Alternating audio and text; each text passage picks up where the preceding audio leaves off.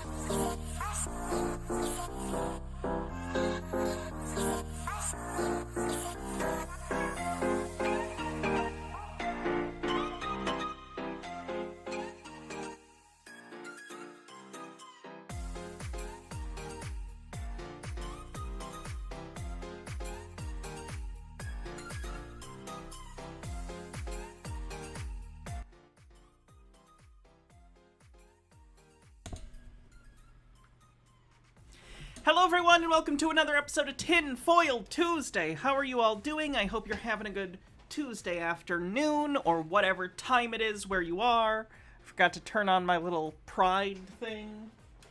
Again. There. Now you know I'm trans. How's everyone doing? Let's see what we have in terms of bit messages and stuff.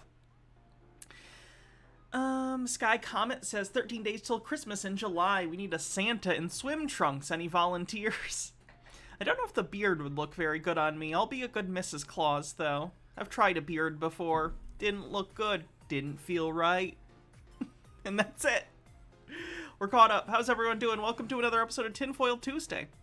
Love my top. Thank you. It's a dress. It's a dinosaur dress. Who's Dan Aykroyd? Are you 7 years old? Oh my god. Jane, you ignorant slut. Dan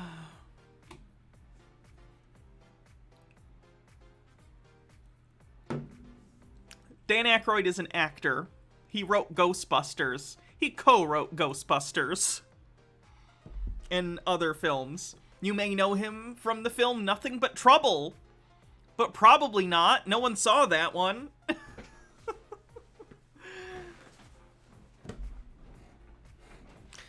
We are doing bingo today, so get your Tinfoil Tuesday bingo cards ready if you would like. One card per person. No re-rolls, preferably. We're both wearing dinosaur dresses. I was inspired by, I saw someone on Twitter, another trans woman that I follow. I forget her name. She has like 20,000 followers, though. Anyway, she was wearing a dinosaur dress, and I was like, I'll wear my dinosaur dress.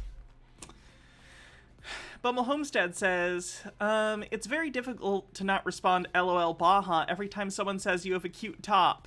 True. So we're doing bingo. First winner gets a gift sub. If we get to a level 5 hype train, I'll don all my tinfoil stuff, including jacket and horns. And it'll be good.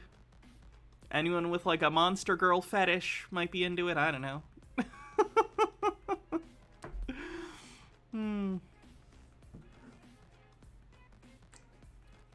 It's a joke, Twitch. It's a joke. No, I don't think her name was Jordan. I'd have to look.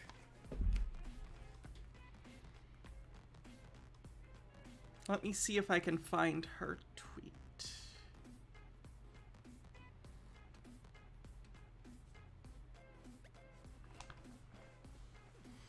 Yeah, I saw Tim Pool being shown at the January 6th committee. Doesn't surprise me.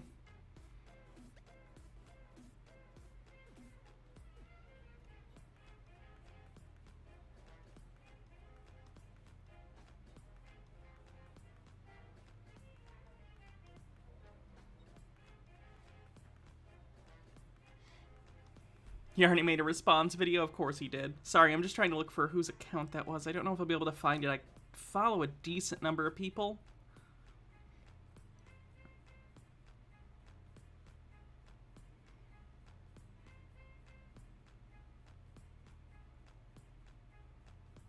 I don't know. I can't find her. Meek says, I have a feeling that Elon is the billionaire most likely to go broke with all the Twitter stuff. I think he'll be fine. He'll be more than fine. I'm just glad he's hopefully not going to actually buy it. Twitter's shitty enough. But, you know, it's like Twitter's a hell site, but it's my hell site, you know?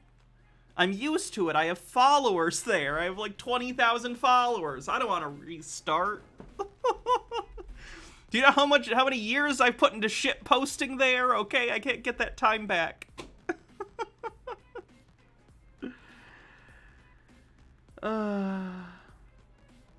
Yeah, I think it was probably Zoe. Yes. Thanks, bro, huh?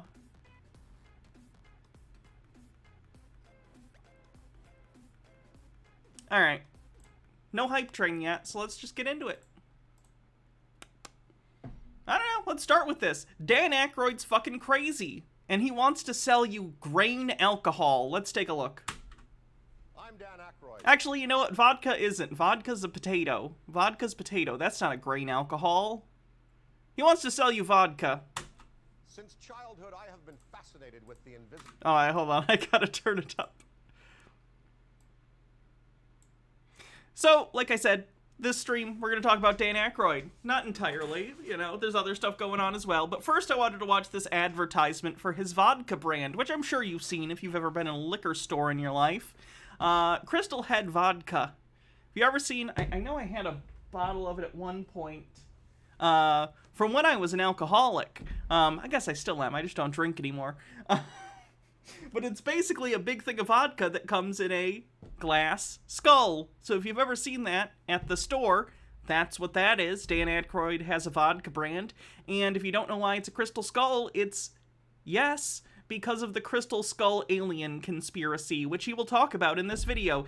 Is it good vodka, though? I'll review the vodka. I'll review it as I've had it before. Sky Comet says, Twitter is a dumpster fire that I'm addicted to starting flame wars with chuds on. True. And Mirosama says, Hannah, would you mind if I shared my friend's GoFundMe link? She's trying to move back to New York and her car completely died, causing her to quit her second job. Go for it. All right, let's check it out. I'm Dan Akroyd. Since childhood, I have been fascinated with the invisible world. A world which can help us get through life if we know how to draw upon its power. Again, this is a commercial for vodka? A world serving positive projections, wherein you use your own personal, mental, and spiritual abilities to believe and subsequently make true the things that you want to happen for yourself.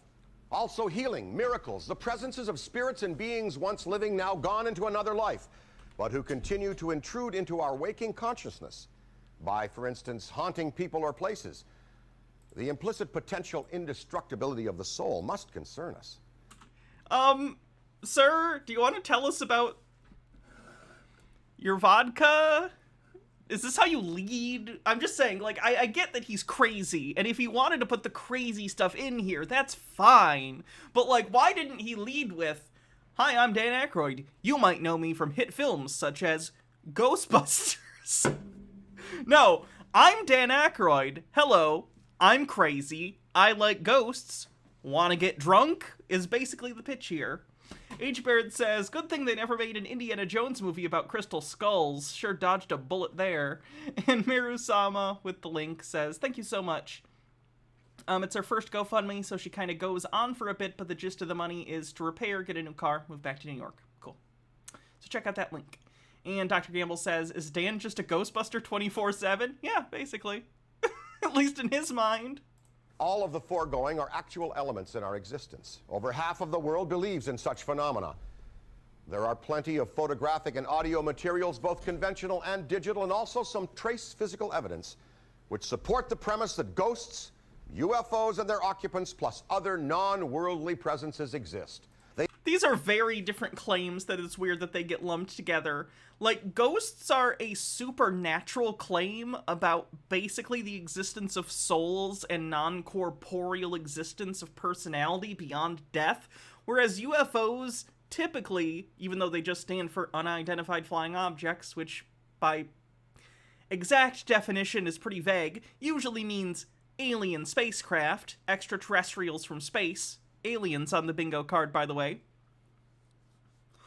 That's a thing that could exist, at least hypothetically, whereas ghosts, not so much. So kind of weird that he's putting them together, but he's crazy, so he's gonna do that. Sky Comet says, if he didn't believe in the conspiracy theory was real and the brand would be cool, a local brewery, Paradise Brewery, makes an IPA called Area 51, which is really good and comes with an alien face on the label. Yeah, that kind of thing's fun. I like the aesthetics of conspiracy theories. I think they're fun. I like little, you know, Illuminati pyramids and stuff. Baja got me a necklace that's like a serpent. Looks very conspiracy-y. Which I don't know where it is right now. I don't think it's down here, unless this is it.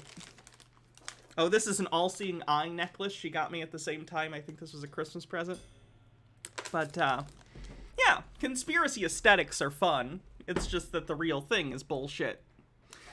Porcelain Giant, thanks for 20 months. How have we not gotten a hype train yet? Is hype train broken today or something?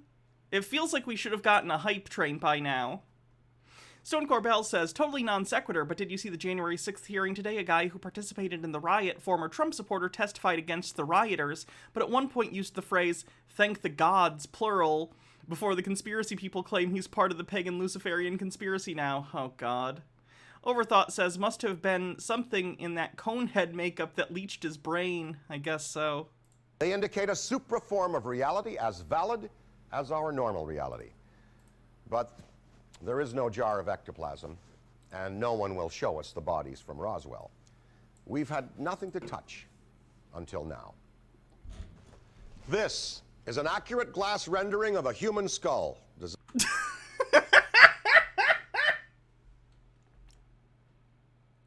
You don't say, Dan. I don't know if I'd call it... It's not inaccurate. I look at it, because again, I have one around somewhere. I think it's sitting around in a box. Let me see if I can find it, actually. Where is my stupid crystal head? Ugh. Is it in this closet? Hold on.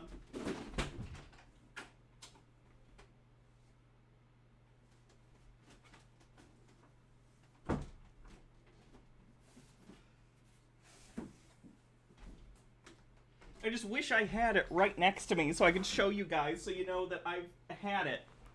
There are videos of me drinking it online, so you can see those. Dr. Gamble with 50 bits says, I found a rough draft of Dan Aykroyd's vodka commercial. Are you troubled by strange noises in the middle of the night? I can only play that much. Copyright. MH Dark Beast, thanks for 26 months, says, howdy, Hannah, looking great today. Did you see this? We're on a hype train right now, by the way, so it's not broken. Once again, Russia attacks President Biden because Biden stands for Ukraine. They praise Trump because he makes Russia more powerful by destroying America. Blah, blah, blah. Yeah, fuck it. It's Tinfoil Tuesday day. I don't want to talk about that. Bumble Homestead with 200 bits says, train. Aries Corinthier with 100 bits says, get that hype. Humiliated Grapes with 200 bits and Bardlock Moses gives a sub. So Hair, 1981, Call Me Shannon, 100 bits. Mr. Whiskers with 100 says, hi, I'm Dan Aykroyd. In 5 minutes, I'll be briefly mentioning my vodka. So anyway, I've had the vodka. It's fine. It's good. No, I shouldn't even say it's just fine. It's very good vodka. If you see it for like a special occasion and you're not an alcoholic, yeah, it's pretty good. They sell smaller bottles, but I got the big one because it was my birthday and I was an alcoholic, so it was my birthday present to myself. An excuse to buy copious amounts of expensive alcohol. But they sell little ones. They're very good. It's a very clean tasting vodka, for lack of a better term. It's very smooth.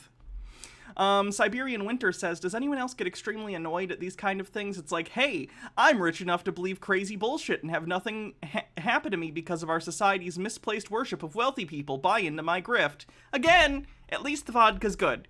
He's selling vodka that he says is good, and it is. So, that's true.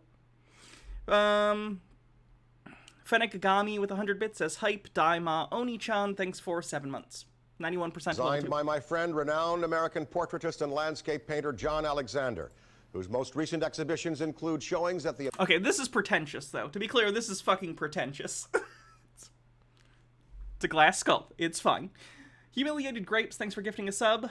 We're over level 2 now. American wing of the Smithsonian Institution in Washington, D.C., and at the Houston Museum of Fine Art in Houston, Texas.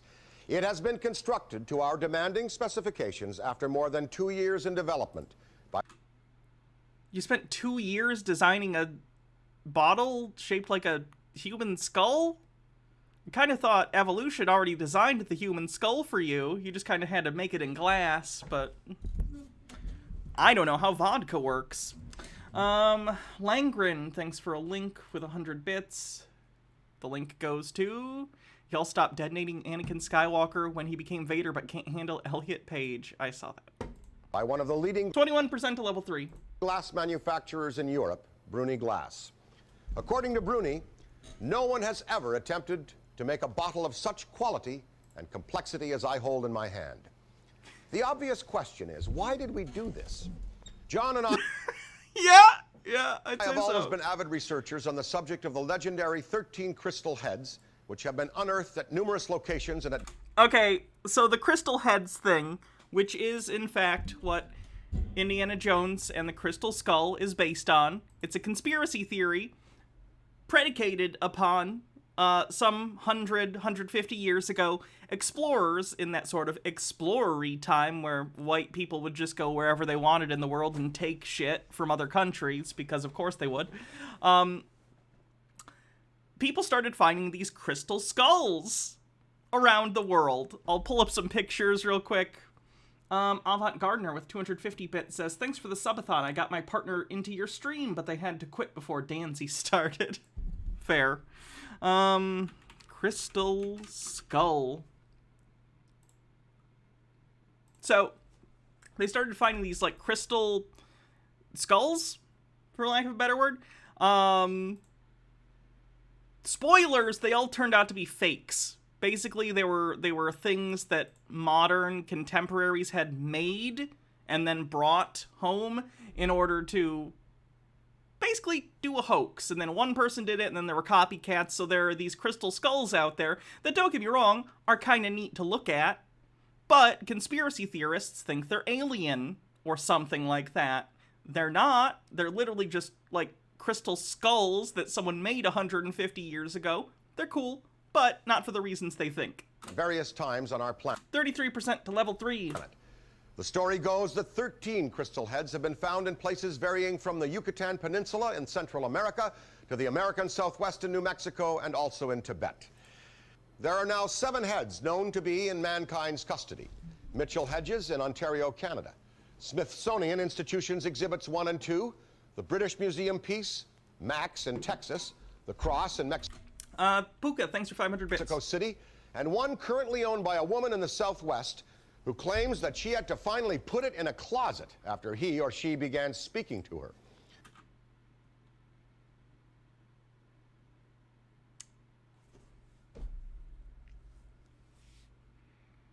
I don't know if she's a reliable witness.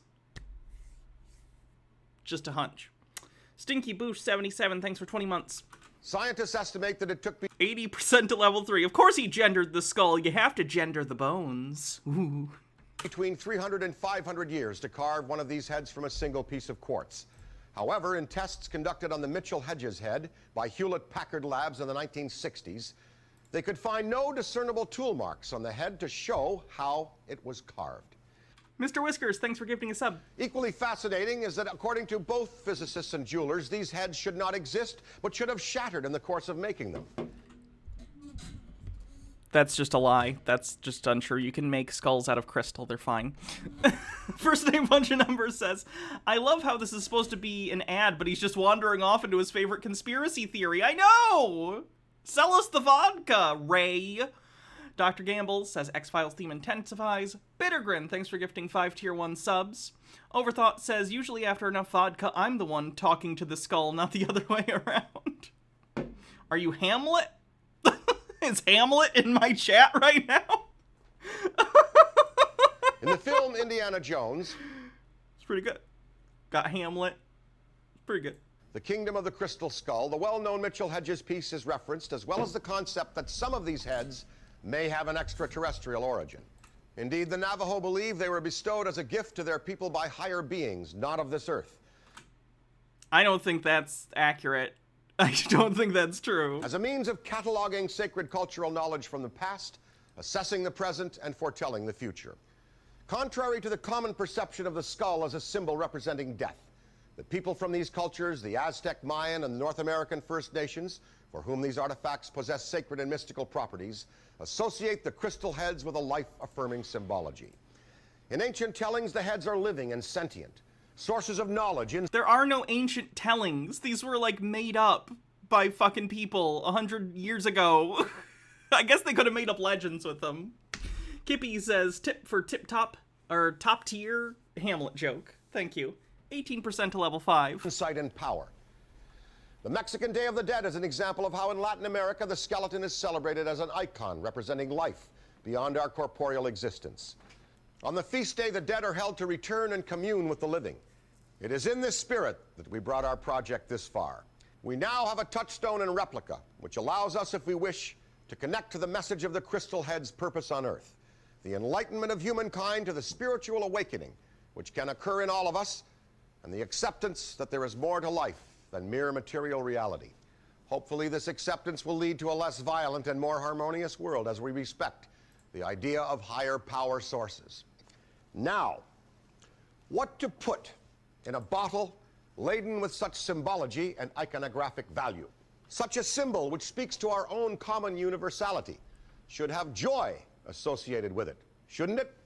Also, since we are challenging traditional belief with the legend, the project should have a challenging aspect to it as well. We have this mystic symbol in which we have chosen to enclose joy in the form of a very pure alcoholic beverage. Oh, God. Dan Aykroyd sounds a lot like alcoholic me. You okay, Dan? Just, I know nothing but trouble wasn't successful, but, like, are you okay? Did some, you know, after Egon died, did things get rough? I don't know. Which beverage, however? Only the most challenging arena in the legal recreational consumables industry. Vodka. Why another vodka? Because Did he call alcohol recreational consumables? we have an opportunity to do something different and indeed enlightened in this category. Since we are encouraging discussion on matters of spirit, we must do so in an earnest, heartfelt, and credible manner. The liquid in these bottles must be the purest as is achievable. To tell you how we did achieve this, I'm going to turn you over now to my friend Phil Power of the Newfoundland Liquor Corporation, where we are manufacturing Crystal Head vodka. We chose Newfoundland because of the purity of their Was it an old chick tract where you downed a whole bottle of vodka or something? I thought for the longest time it was a bit and actually water. Only when you came out I realized you actually downed that. Yeah, no, okay, you're right, though. No. I used that Crystal Head vodka bottle for that bit. It was water. It was water in that bit. I was actually drunk while I did it, because I had the vodka separate. I had different vodka that I had drank separately. Pretty sure that video was when I was real fucking deep into my alcoholism, but I was self-aware enough to make a bit out of it. 18% to level 5 with 40 seconds left, by the way. Very close to losing the hype train.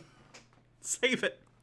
No, but, I already had the Crystal Head vodka bottle, because it's just a cool bottle. I still have it somewhere, even though I don't drink anymore and never intend to drink again. It's just a cool bottle. But I filled it with water and I dumped it on me and drank it as if it was vodka as a gag. Bittergrin, thanks for 2,000 bits. Wow, 86% with like 10 seconds left. Shit. H-Baird says, you see, the problem with being a well-known comedy actor is that you seem unserious no matter what you're saying. True. Oh, Bittergrin gives another 1,000 bits, and Aries Cornthair gives a sub. The system says we only got to level 4, but that was so close, I'm gonna count it anyway. I'll wear all the stuff.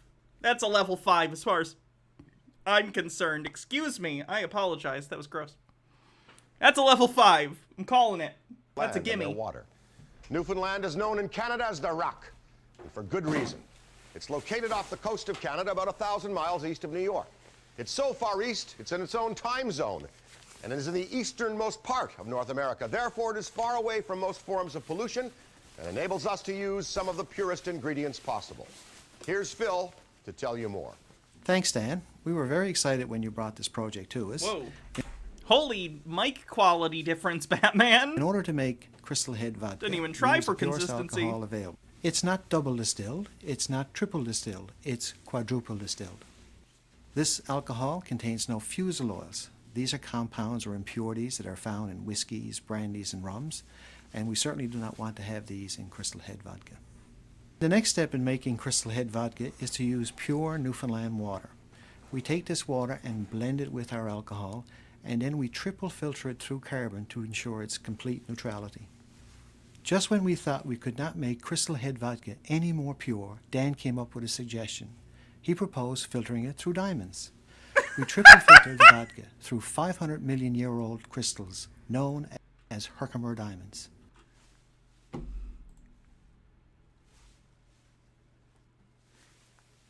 We poured your vodka over some fucking crystals. Is it better now? Again, I have to reiterate, it's really good vodka. This step, if they're actually doing that, does nothing. I think it's probably just the extra distilling, but it's good vodka. This isn't doing anything for it, though. No one can explain why, but people who have tasted the vodka have noticed a difference, perhaps an even greater purity of spirit. We then hand-fill each bottle and put it in this unique gift box before sending it out to you to enjoy. Back to you, Dan. Thanks, Phil. Now, today, although the majority of vodka drinkers prefer absolutely no taste whatsoever in their beverage, we are confident that people will enjoy the very slight, creamy sweetness given to the tongue and palate from a serving of Crystal Head, triple Herkimer diamond filtered Newfoundland deep aquifer. How much does a bottle of this cost? The bottle I bought cost $70. Pure spirit vodka.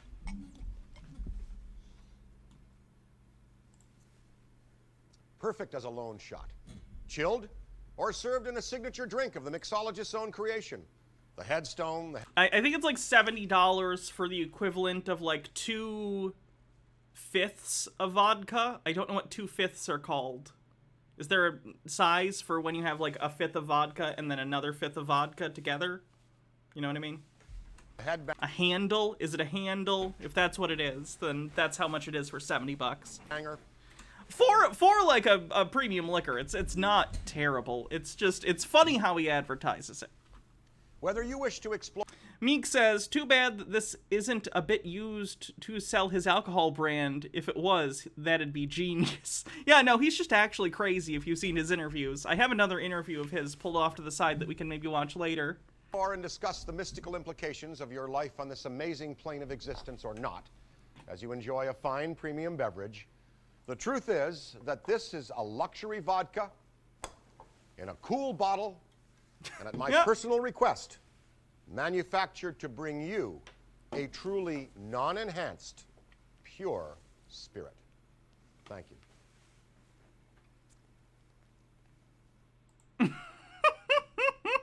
Oh no, he's got even more. Why? Know the product. Greetings, I'm Dan Aykroyd. Welcome to Crystal Head University, sponsored by the Pennsylvania Liquor Control Board and Crystal Head Vodka. M.H. Jarkby says, this is fantastic, Hannah. What is it?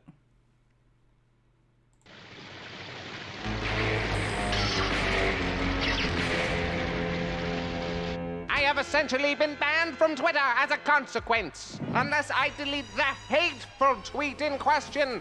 And I would rather die than do that.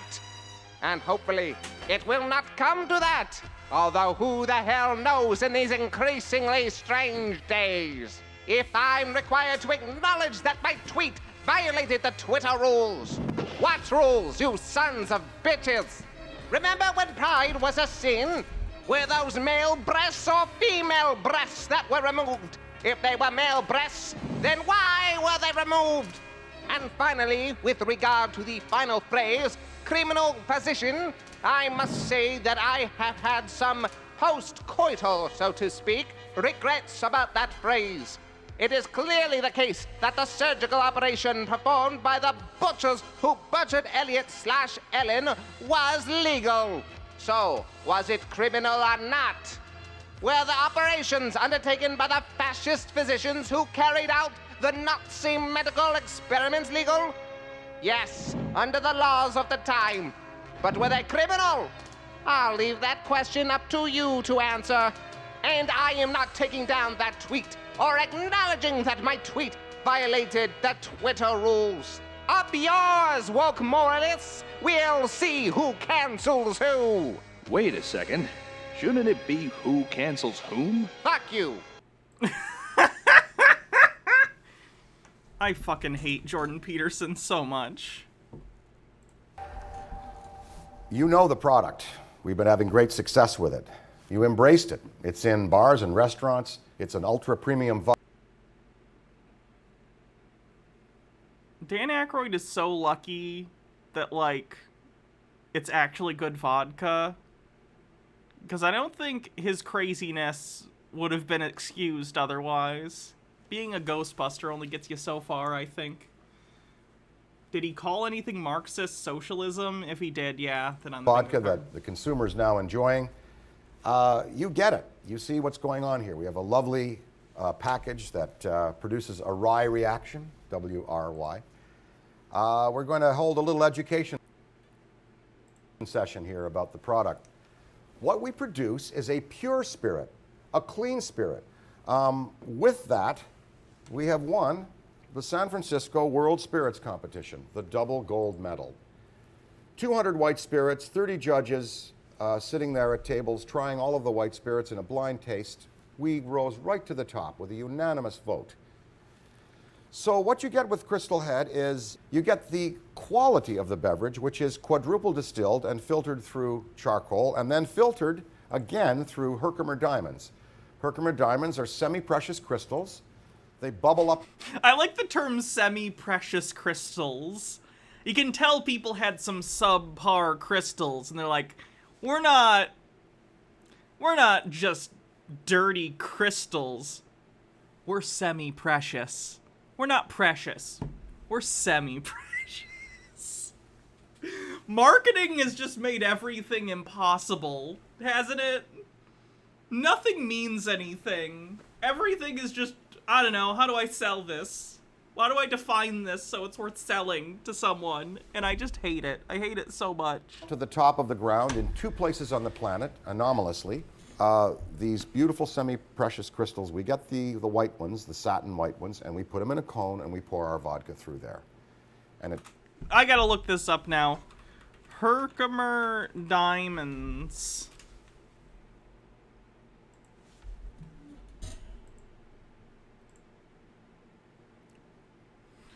I'm just, oh my god. World famous Herkimer diamond mines. I think the fact that in the promotional photo a lady is just holding full fucking handfuls of these things probably means they're not too goddamn valuable.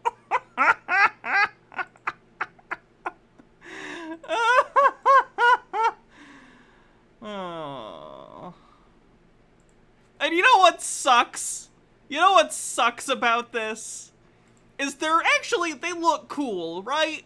In a geology sense, cool. I don't know if Bro Hoblast is still here, but if he was, I'm sure he might have something interesting to say about these things. I don't know.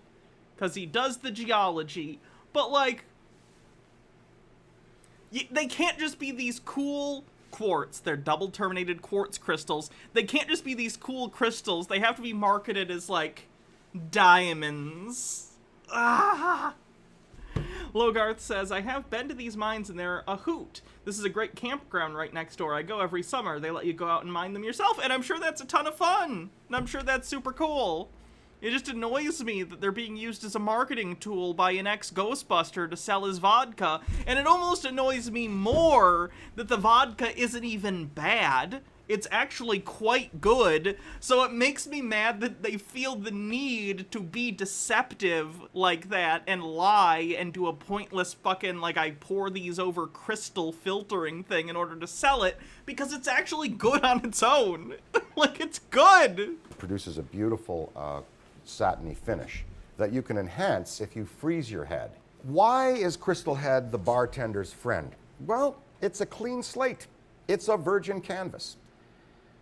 If I am making a 1958 Long Island Railroad Don Draper Madison Avenue classic bar car martini, do I want citrus in there? No, I don't want citrus oil in there. I don't want citrus in there. I'm going to add white vermouth. I'm going to add a little splash of olive juice. I'm going to add a pearl cocktail onion and a couple of olives.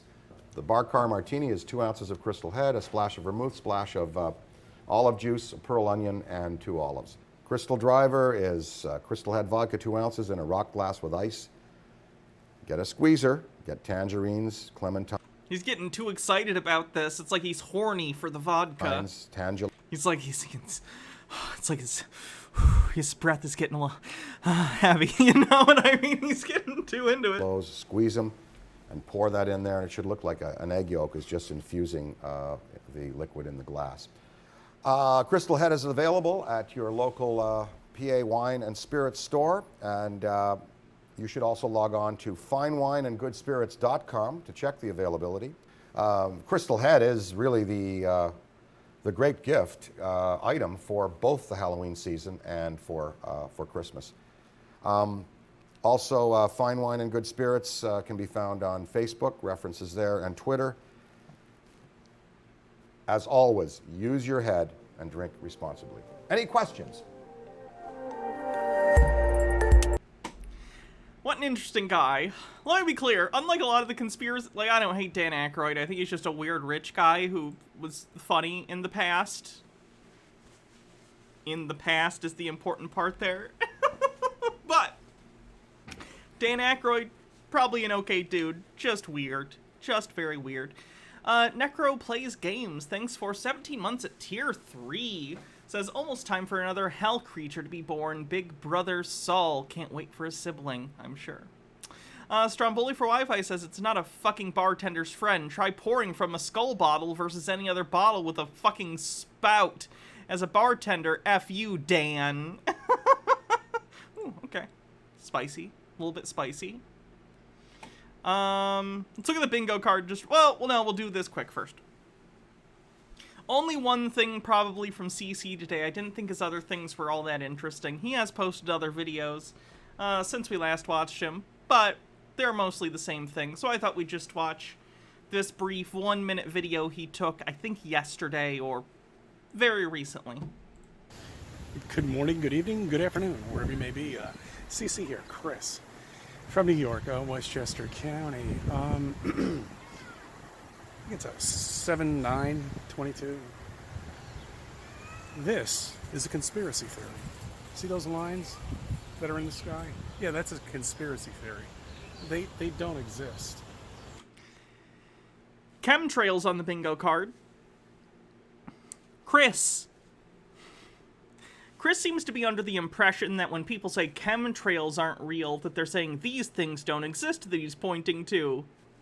No, Chris. Those are called contrails. Airplanes leave them. It has to do with condensation on the wings and body of the plane due to temperature and other atmospheric conditions when they fly. So that happens. I'm sure we've all seen at some point or another airplanes flying and they leave that, like, streak, and you're like, what is that? That's what it is. Similar to how, like, a glass that has temperature differentials from the inside liquid and the outside, you'll get sort of, like, water condensing on the outside of the glass and it'll be all wet. That can happen to airplanes as well. The water on the outside of the plane comes off in like a streak like that. That's what it does.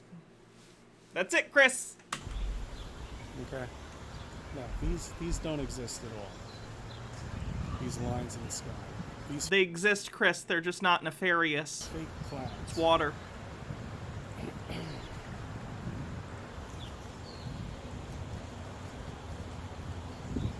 Yeah, they're clouds, which morph into bigger clouds for no reason at all.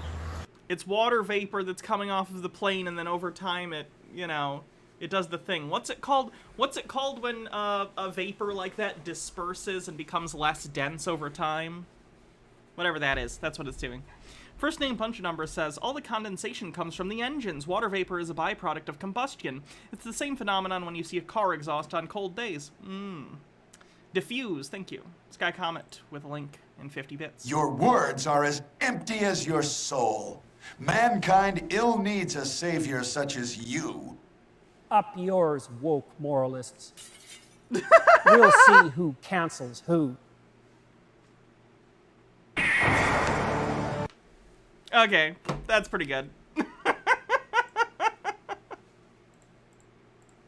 And so why some idiot tells you, it's just such bullshit. It's amazing how they just can put anything on anything and just say it's a conspiracy theory and all the train rats don't see what's going on. Chris, you don't even understand the rebuttal that people make to you, apparently, if you think that they're saying that contrails don't exist. In the sky, if you look up and you fucking wake up, you might realize what's going on. Sorry. Hey, so that was Chris. Just a little taste. I didn't think it was fair to go a whole Tinfoil Tuesday without seeing Chris at all, so I gave you a little bit. Let's look at the bingo sheet. Hey, Rublum, how you doing?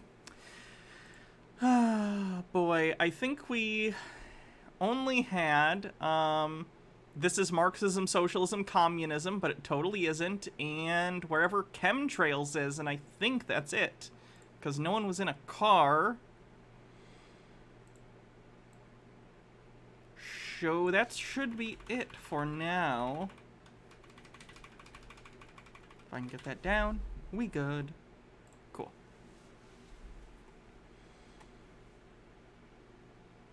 We did have aliens, actually, from Dan. You're right. Let me get aliens real quick on the bingo card.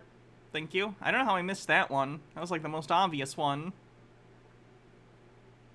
Oh, wait, was it on page 1 and I missed it? You'd think I'd know at this point where everything is. That would require competency and someone without ADHD, though. So, we're stuck with me, unfortunately. Did I mean 5G instead of 5D? No, 5D is also a conspiracy thing. It means fifth dimension. It's a thing that woo-woo, spiritual, like, transcending this dimension and becoming one with the universe, like, conspiracy theorists use it. This guy seems interesting. Let me look.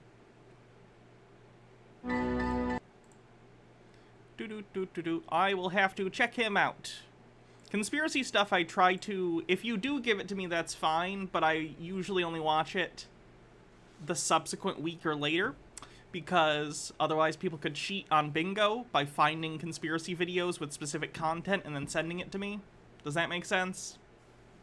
You know what I mean? Anyway, I'm saving it and I'll look them up later.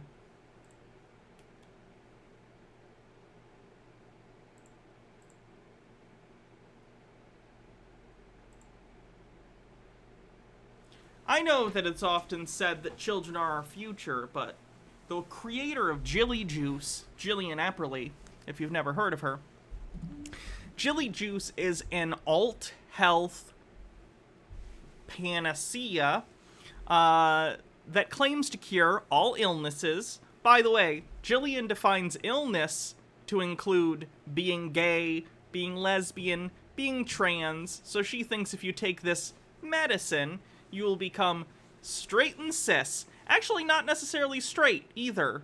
She thinks that all sexual attraction is a disease. So I guess, in her ideal world, everyone would be ace. I guess. At least that's what it seems like when she's talked about it before. Either way, what this is, Jilly Juice, is fermented salty cabbage water. I think she doesn't drink it anymore, though, and I think she tells people not to drink it anymore. I'm not entirely sure. She's still on all sorts of crazy alt-health stuff, though, so that's where we begin here today, where Jillian makes the bold claim that, you know what? Fuck children. So I might as well cover this, because I've covered everything else. But to confirm that, yeah, the children are not the future, it's you, the adults, who are the future. Now, long term, I don't know how that plan will work, Jillian. But bold to try and just... Very bold. Okie Dad says, don't go chasing Jilly Juice waterfalls. Because the adults have the experience to know or to find out that maybe they can change their habits. The adults have the maturity, some adults do, not all adults, but some adults have the maturity to change the way they do things. Jillian somehow thinks that full-grown adults are more amenable to change than children, which is objectively untrue. It's much easier to change viewpoints and overall everything about you when you're a child than when you were an adult. I don't even know how she would think the opposite of that. Like, I get it. Kids can be, like, stubborn about things, but also, they're children. They're literally developing people. There's time to change and teach and yada yada yada. Adults are set in their ways, and don't get me wrong, I think adults have the capacity for change. I think we should all be willing and able to change and change our views as we get new information and stuff, and that's good. but it's more difficult than when you're younger. Neural Alchemist, thanks for 19 months, says, I just want to say thank you. Your streams have really helped me get through some rough days and have actually had me belly laugh a time or two, especially the subathon. Well, thank you very much for 19 months of supporting the show. Couldn't do it without people like you. And when an adult changes the way they do things, it will eventually, inevitably translate to the children. You see, when you're doing the Jeju... So, you're just saying the children are our future, but in a longer way? The children are our future, but not really, because you're the adults who teach the children who are the future, so really you're the future, because the children are our future. Okay, why'd you make a video? And then you get off it, and then you finally change the way you do things as far as your lifestyle and your belief systems. You're going to train the immature cells in your body to then finally mature in the way that you are maturing. And so having a child who is being trained by an adult who is on their way out the door, what do you think is going to be the future for that child? In this dynamic environment, that child is going to have a shortened lifespan because the adult in their world has trained them how to destroy themselves faster, because they're not going to change the way they do things as far as the medical holistic system. They're going to try to fit them in the old world, in a new world, and how are they going to survive? There are CRISPR gene edited kids. There are kids... No, there are not. There are not, as of right now, any CRISPR edited children. Disaster Zone 420, thanks for following. Who have been groomed for the future, who are being held together by their handlers. And then you take a kid who's in the middle of middle America, or even on the coasts, who don't have access to an entourage of people keeping every single thing together, and they're trying to keep up with the Joneses, keep up with all the Hollywood and politicians, and they will see their predispositions realized sooner. Because remember, the adults who haven't figured out are going to train their kids who will not figure it out until... I think Jillian looks healthier since she stopped doing the jelly juice. Because she stopped doing it, I think she looks better. I feel like she's probably way less dehydrated than she used to be, because she was drinking salt water all day every day and would have horrible explosive diarrhea every day, which she would talk about. So I think stopping the chili juice was a good choice. They probably... Oh, no, she's not sane, but, you know, her skin looks better. Something. Won't. Because they won't change anything. That's the thing. It's like, you know, you have to train the parent cells in your body. Yeah, I'd call this word salad. To then redirect and go a different trajectory. If you haven't trained your parent cells in your body to redirect and be on a life trajectory instead of a death trajectory, what happens to the little immature kids in your body? They're going to follow over the cliff by the adults. They're going to follow the adults over the cliff in the body. So translate that to then a child in your world that you're raising, that you are instilling certain values and lifestyles and belief systems. What do you think is going to be the future for that kid? It's not going to be a very bright future in this environment, because look how dynamic it is. Just because they used vectors back in the 1950s when there wasn't that much digital technology, and so people can afford to modify their immune system a little bit, have the protection against whatever virus, but that was before the digital age. And then when the digital age came around, caused more growth and exponential mutations, that's when you have the different exotic viruses and the autism, the cancer, disease. If we didn't have word salad before, we did. If we didn't, it is now for sure. That was nonsense. That all meant fucking nothing. Illness and autoimmune disorders. And so Whitney Houston was wrong. But remember, she was groomed by Hollywood, groomed by everyone. And so... Wait, what did Whitney Houston, what was she wrong about? And so then now your kids, unless they are being redirected by the parents, your kids are going to be your kids are ghosts, because you're taking after a parent who's going downhill. Oh, but that's so mean to say, Jillian. Well, look what's going on with Grandma. She's on her way out the door. Look what's going on with Daddy and Mommy. They have diagnosable conditions, autoimmune disorders, intolerance. And then when you have intolerance to politics, religion, and science, and your environment, that's being bred into the child. They're going to have intolerance. I am so confused what the fuck she's even talking about. Okay, so she's talking about, look at grandma, she's gonna die. Look at your parent, they have an allergy to politics?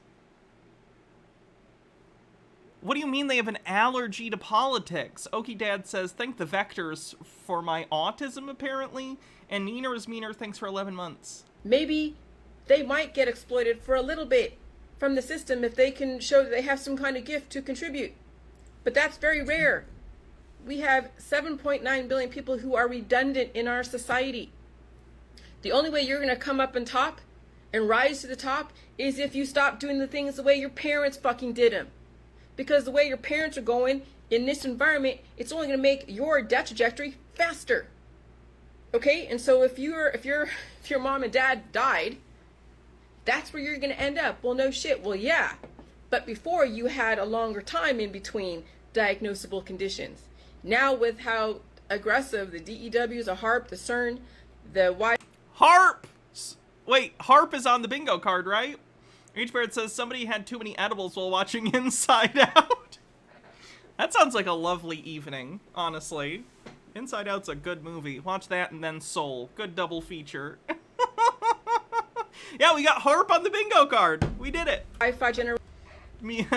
Metal Turtle 571 says, my head hurts. You know what might help with that? Some chili juice. Generations of viruses, all the things that are going on. Now you're going to have a shorter time in between each diagnosis. What is HARP? HARP is weather control. There are conspiracy theorists who believe that the United States government, or the world government that secretly exists, if they're that kind of conspiracy theorist, they believe that the government has a program called HARP that uses weather-controlled devices, basically. Condition. And then what are you going to do? You're going to add in more antibiotics, more therapies, taking out organs. And then the body will be even more at a deficit. And so what kind of future does your kid have? What kind of future do you have, mom and dad? You don't have a real bright future. Now it's just surviving, but now you're just partying on your way out the fucking door. So what's going to be left for your kids? They don't have a future if mom and dad don't have a future. And we're in a new world now.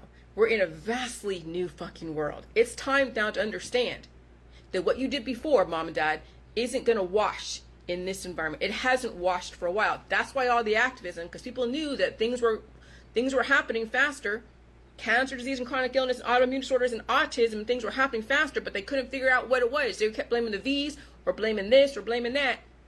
But it was the frequencies in the environment that caused that much growth and that much mutation. She thinks that... Is she going to say that, like, cell phone signals, because she's talking about frequencies in the environment? Or is she talking about new agey frequencies, like, oh, there's too much negative energy? Like we're in Ghostbusters 2 and we're the slime? And you can't get away from frequencies because they're all around you. It's your daily life. It's the internet. It is all the transformers. It's everything being put through electrical. Okay, do we have anything in the... I don't think we have anything on the bingo card that's straight up like just electricity is giving you cancer. And she hasn't said 5G yet. So, Auntie Pretzel says the answer is yes. Because if you did everything through fossil fuels, then you have all the pollution. So now everything's electrical. Now everything's free. How does she think most of the world's electricity is still generated with fossil fuels? What are you talking about? Frequency. Okay? And when you raise the frequency, when you raise the vibration... Does she understand that with, like, fossil... Like, does she want to run your computer on gasoline directly without somehow converting that energy to electricity? How would that work, Jillian? Like, my computer circuits can't just, like, pump oil through them to work. Cruelty, thanks for 7 months, says, aw, man, what did I miss? Crazy Jillian shit. That actually reminds me, last night I just read this series from last year. It was a Marvel comic series. I forget what it was called. But the premise was, it was basically an alternate universe what if, where what if the Avengers all of a sudden had to cope with a world without electricity? It was a little short. It felt like things are brushed over, but it was a fun little concept 6-issue, like, mini-series. Iron Man creates, like, a steam-powered Iron Man suit that's pretty cool. Okie Dad says, does she understand? No, she does not. In the environment, everyone who's strong enough can handle it, and those that are not strong enough, they will then get a diagnosable condition and then put themselves even more at a deficit because of all the antibiotics. And so the system is really strategic, that they want the strongest prototypes to survive. And you know who the strongest prototypes are? The ones that will have to redirect the way they do stuff. What is she talking about? Yours truly, the one pony, says, I think I'd rather have Chunibyo and believe I have dark powers and believe fighting off the agency of the Invisible Boundary Line Bureau. Chunibyo is 8th grade syndrome. I don't know what any of that meant. I literally didn't understand a word of that. The ones that are going to teach their kids something completely different. The ones that don't have their fucking heads in the sand. The ones that are tolerant to diversity. The ones that can handle new information. And when you keep going to the medical holistic system and getting operations and using antibiotics and not training your kids how to fend for themselves at a microbial level, then you're just proving to the system that you are willing to be sacrificed. We'll use you until you basically fall apart. I am willing to be sacrificed, preferably in sort of like a King Kong situation. Like, I'll get put up on the things with, like, the loincloth. I think that'd be fun. That's a good way to go, is all I'm saying. So, if we need a sacrifice, dibs. And then we'll find a way for you to leave this world in a dignified manner. And that's amazingly strategic. That is right there. That's amazing. That's better than World War II. Most things are better than World War II. World War II was a bad thing. And so, no, the children are not the future. It's the fucking parents who get a fucking clue are the goddamn future. It's not the kids, because the kids are taught by the parents who don't have a fucking clue. I'm serious. Just watch everyone around you. Watch what... See, remember, the apple does not fall far from the tree. It will take a very in-tune parent to redirect not only themselves. They can't always control their kid, I understand that. But at least you're giving an option for your child. And if you don't give an option for your child, then they can claim ignorance. But if you give an options to your kids, because you know, at some point, the kids are going to have to figure out what they're willing to handle. And there's a lot of temptations out there. Okay? And so it's going to be easier for a parent with a kid that's smaller, so they can get all the pain out at a younger age. But it's not impossible for a kid that's older. You just have to make sure that kid understands that they're not going to die from feeling the symptoms. That they're going to actually, they can survive all the different symptoms that they get exposed to from all the different viruses and the frequencies. But as soon as a parent starts using MLMs and antibiotics and herbs and operations and chemotherapy, cannabis... For those who don't know, Jillian thinks that herbs make you sick. So she doesn't use herbs in cooking, I don't think. Because she thinks it's bad for you. Just so you know.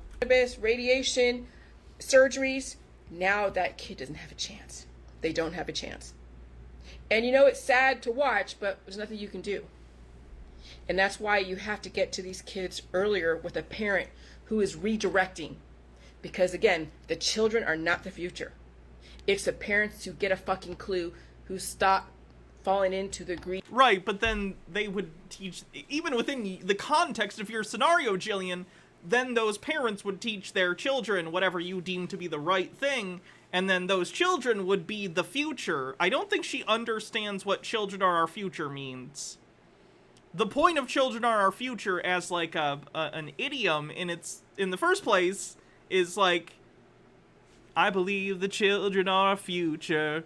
Teach them well and let them lead the way. Like, the idea is You need to teach children because they're the future, which is just what she's saying. But she's saying children aren't the future because you have to teach them. Do you know how stupid kids are when you just let them be? Like, yeah, we know. That's why we're saying children are our future. Teach them things. Roman Civilian says, with her adversity to sex and seasonings, I wonder if she subscribes to Kellogg's health ideas. It's crazy to think that there were actual, like, regarded scientists that used to believe things as stupid as Jillian believes now. Chiba Hawk says she knows child mortality rate has gone down drastically since modern medicine has arrived and improved, right? Right? I don't know. She might say that's a lie. Read into all of the MLMs and the concoctions made to cure somebody or give them a lift. And so the New World Order knows exactly what they're doing. I have to hand it to them. They know exactly what they're doing.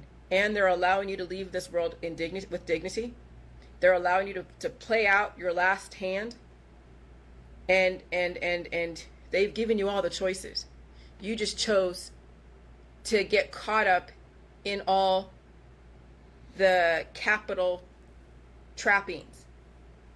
Because when you see so much need out there and you want to capitalize on it, it won't matter if the need that you're meeting with all of your concoctions is going to destroy people, because you're making money off of your friends and family. And so, yeah, you might be rich right now. She's talking about MLMs. I know it doesn't. She's talking about MLMs. KBS says, I bet she'd be a big supporter of Reverend Graham and Graham flour fame. I'm not familiar. Did he sell flour to people that he said would cure things? Yours truly, One Pony says, Chunibyo is the part of your 8th grade year of school when you do stupid things like believing you're supernatural powered or something. Like, when, like, if play Magic the Gathering and think you really do have magic powers, like Dark Dungeons, but not killing yourself from dying in D&D, but dying of embarrassment when you grow out of it. I can't say I ever had that. But are you going to last the next 10 years? Probably not, but, you know. The candle that burns twice as bright burns twice as fast. The creepy doll in the wall, thanks for 12 months, says, hey Hannah, hey chat, hope you are all well. I hope you're doing well too. Thanks for the 1 year anniversary. In this crazy environment. And so it takes an adult, it takes a parent to redirect their children. If the parent doesn't redirect, the kids are going over the cliff along with the parents. And that's exactly what the New World Order is trying to do, is get rid of the parents who don't fucking have a clue, because they're going to breed kids who don't have a clue. Population control is a motive. KBS666 with 100 bits says, graham flour is the base of graham crackers. It was super bland and was recommended as a base of a bland diet to discourage orgasms. First of all, graham crackers are fucking delicious, and I can't say they make me horny, but they don't make me less horny than I already am. So, like, I don't think I've ever been, like, just ready, you know? I don't think I've ever been, like, you know, and I think if someone handed me a graham cracker in that scenario, I don't think it would do anything. I don't think a graham cracker would turn me off. It wouldn't turn me on, but I don't think it would turn me off. Clip. And it's nice knowing you. Good luck to you. But now you've been given a choice. And if you choose not to listen to another perspective... Can you guys tell Baja isn't in the house so I can say ridiculous shit and I'm not going to get yelled at from downstairs? Okie Dad says, you aren't eating them right then, I guess. And face the demons, then you can't say anyone didn't tell you, because they did. You can't be cured in this society. Okay? It's not about being successful and making money and having a big car and a huge family. What if... Oh, I can't read the Marusama one because then I'd give you a bingo space and I'm not going to do it. Family and a huge association. That was the old world, when they were capitalizing off of people and exploiting people and making money off of people by selling them a dream. When in reality... Overthought says, but does a s'more get you going? S'mores are pretty fucking good. I think the problem would just be I'd be like like, sex is good, but, like, we have s'mores. Because, like, s'mores aren't a thing you get all the time, you know what I mean? Like, s'mores aren't a regular thing. Usually it's a camping thing, or if you have, like, a backyard with a fire pit kind of thing. So it's a rarity. So, like, if I'm somewhere and there's s'mores, and if Baja was like, I might be like, we have sex at home. I don't think we have s'mores at home. S'mores are good. Sex is good. Can I eat the s'mores while having sex? I'm talking too much about this. I probably lost half the viewers at this point. That dream was in palliative care. That dream was dying from a heart attack and stroke. You've been sold a bill of goods, and now the system is changing. So, all right, good luck, bye. So that was Jillian. Let's look at the bingo card. And I'll shut the fuck up about s'mores and stuff.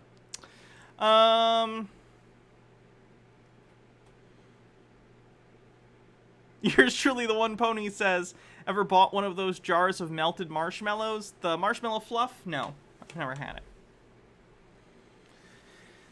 Chiba Hawk says, Hannah, you'd never lose a member of this group over sexy s'mores. Know your audience, woman. Nah.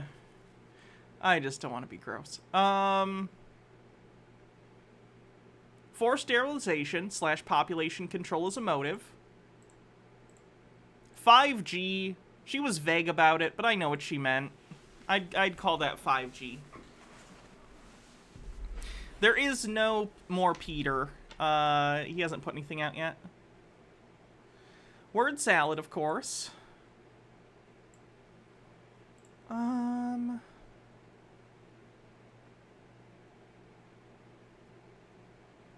That might be it. Let me look at page 2 real quick.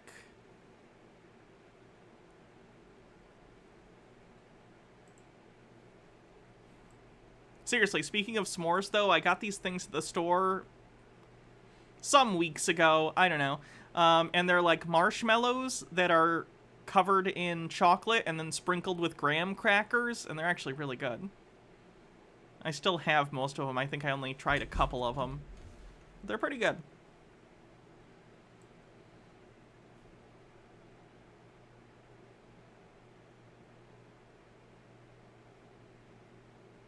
Yeah, we had harp. You're correct. Harp. And I think that's it. I think so. Not sure. You're surely the one pony says still never ate a Whopper and Airheads at the same time, yet Craig says it's delicious. I don't like Airheads. I'm neutral on Whoppers. Okay.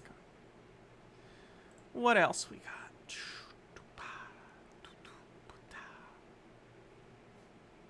Yeah, you'd think Cece would talk about harp. Guys, this one's kinda cute, but sad also. Simzoid with 14 months says, Hannah, have you tried the marshmallows that are stuffed with chocolate? They're great. I have not. I'll have to try them. So Gina discovered that her camera has a negative option. You know, the filter that does the negative effect. I'm sure we've all seen this at some point. She's gonna opine on this for a while, because this is an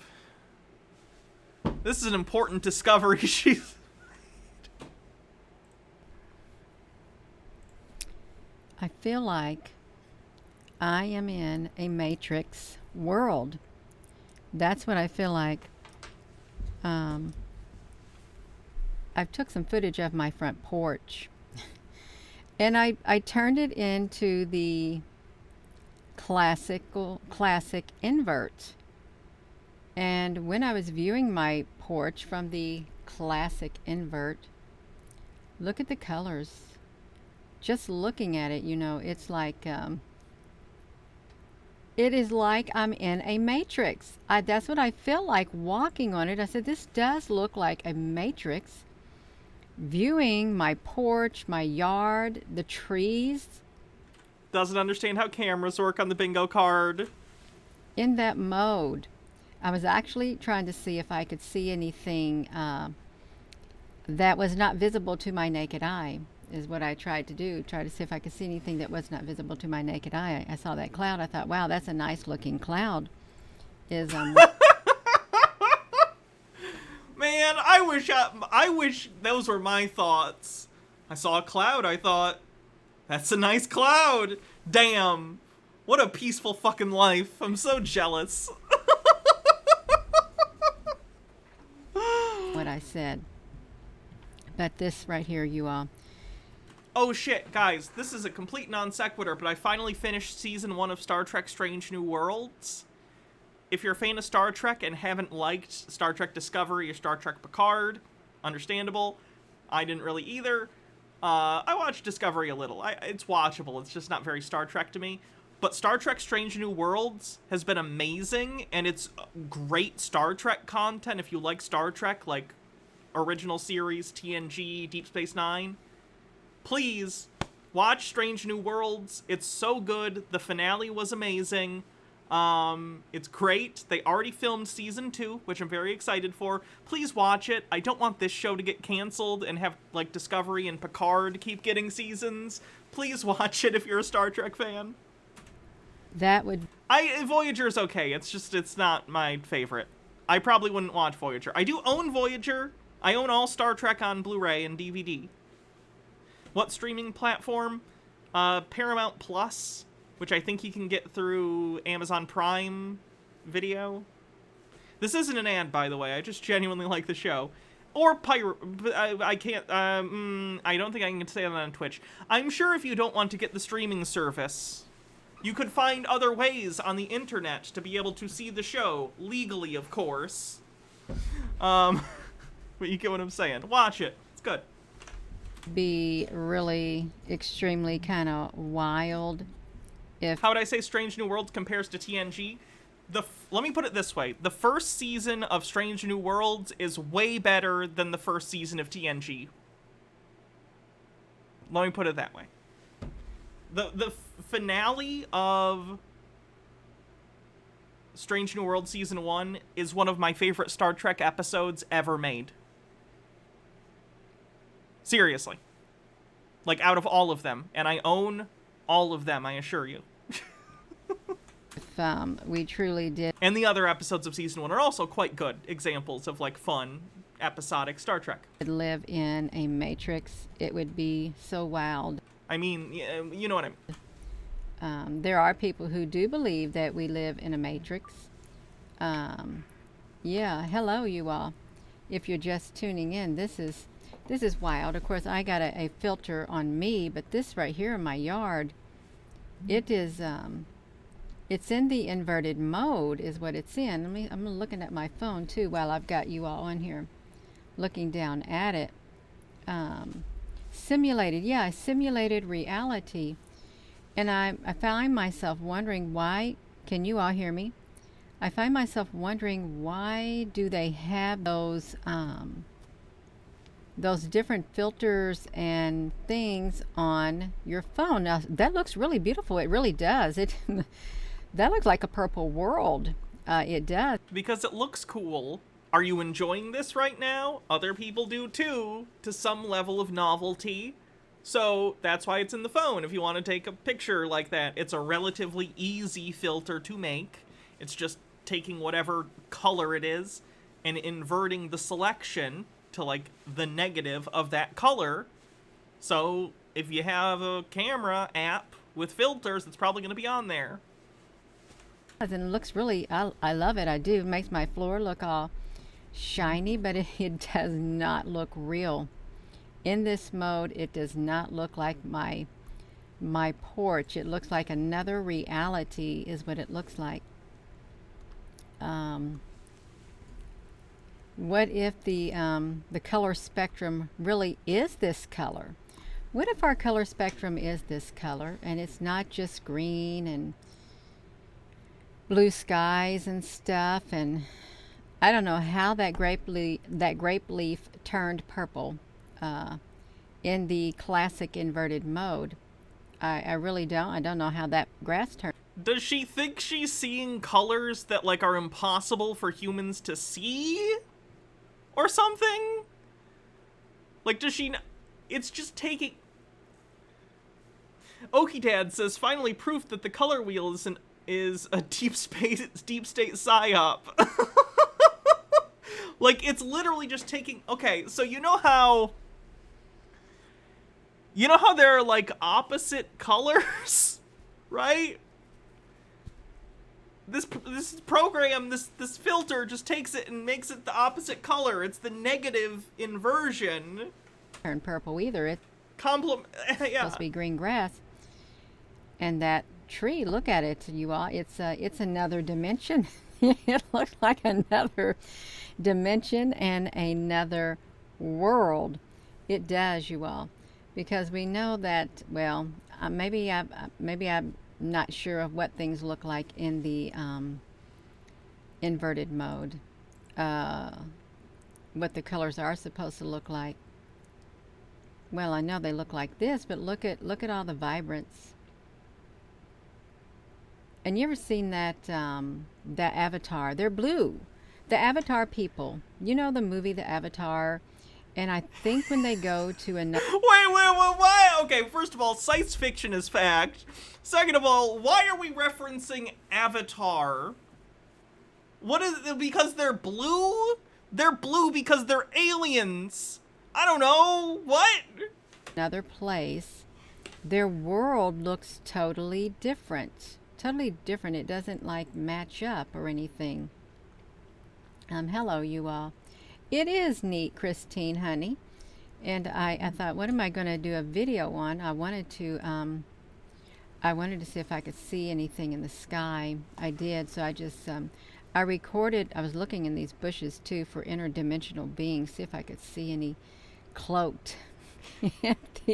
What do I have against James Cameron's magnum opus, The Avatar, Hannah? I don't have anything against Avatar. I know there's a sequel coming out that I have no interest in. I just have no interest.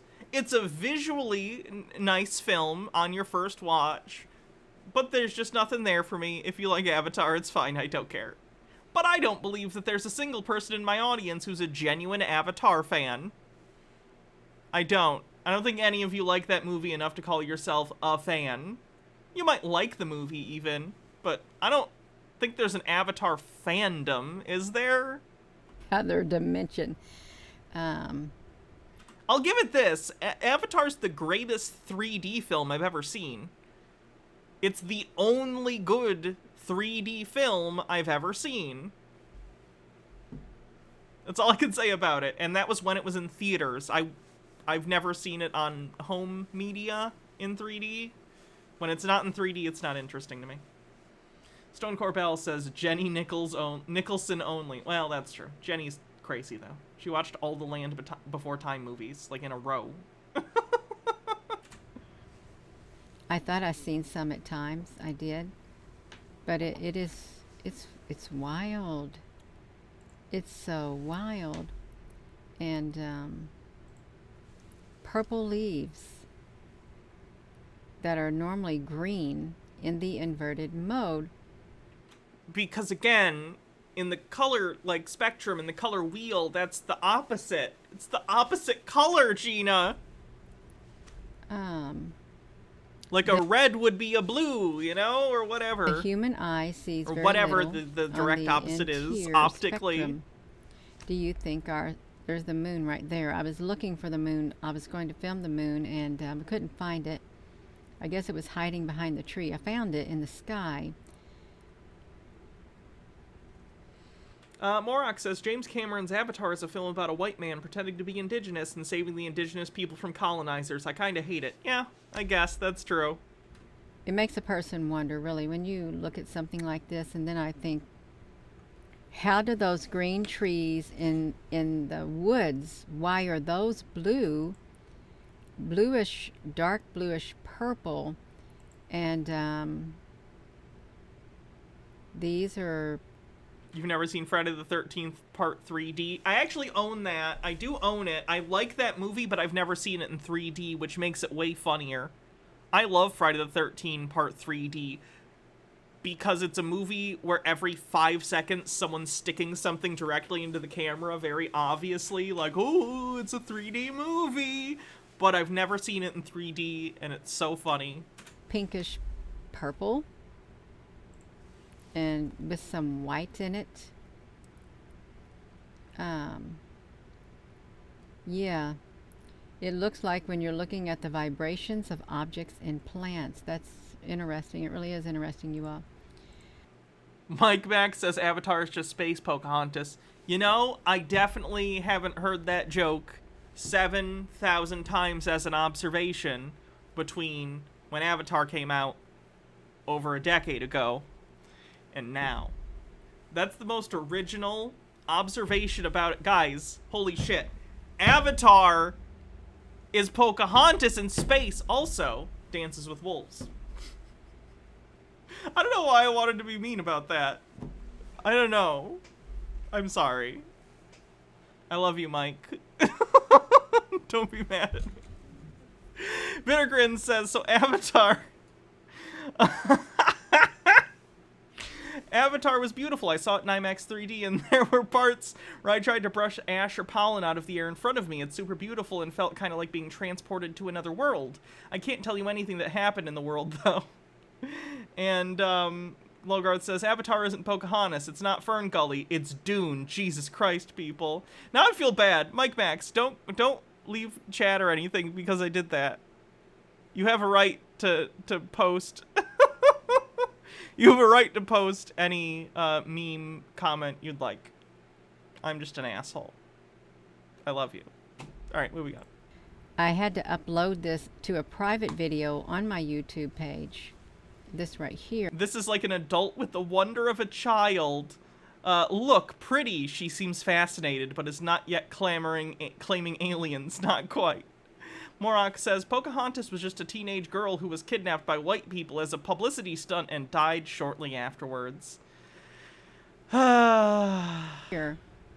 And I've actually got my YouTube private video playing. And pretty sure people are referencing the Disney film Pocahontas, not the historical person. I've got it brought up here on this OBS studio so you can see it at the same time. And I think it's like 7 minutes long or something. But it's the wildest thing. I don't recall looking at it like this before. I really don't. Look how beautiful it looks. It does. It does look beautiful. Would we... Well, if I was in there and I was inverted, I would be blue. I would be blue like the avatars because that's what we look like in the inverted mode. Our skins are blue.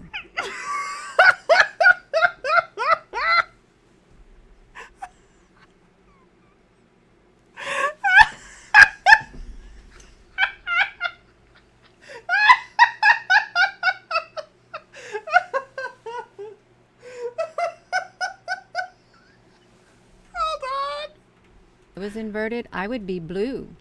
I would be blue like the avatars because that's what we look like in the inverted mode. Our skins are blue. So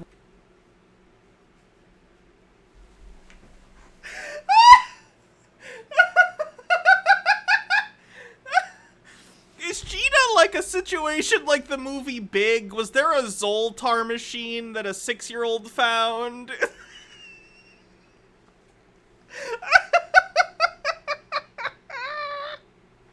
Yes, Hannah dies of laughter on the bingo card. Dr. Gamble with a link. Oh, I'm afraid I just blew myself. I love Arrested Development. why did they do the avatars with blue skin? That Avatar movie. That's what's getting me too, looking at this like that. Yeah, the heat of the plants. Well, I thought it was the heat of the plants, but I think maybe it's the shadow of the plants is what I'm thinking. Maybe the shadow of them or something. Hello. Some ERs have blue colors. Emergency rooms? The Arcturian star people are blue.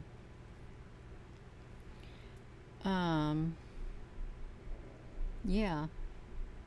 Whoopsie, Gina, honey. I gotta come over here, you all. It was not as long as I thought. Let me put myself back on there, you all.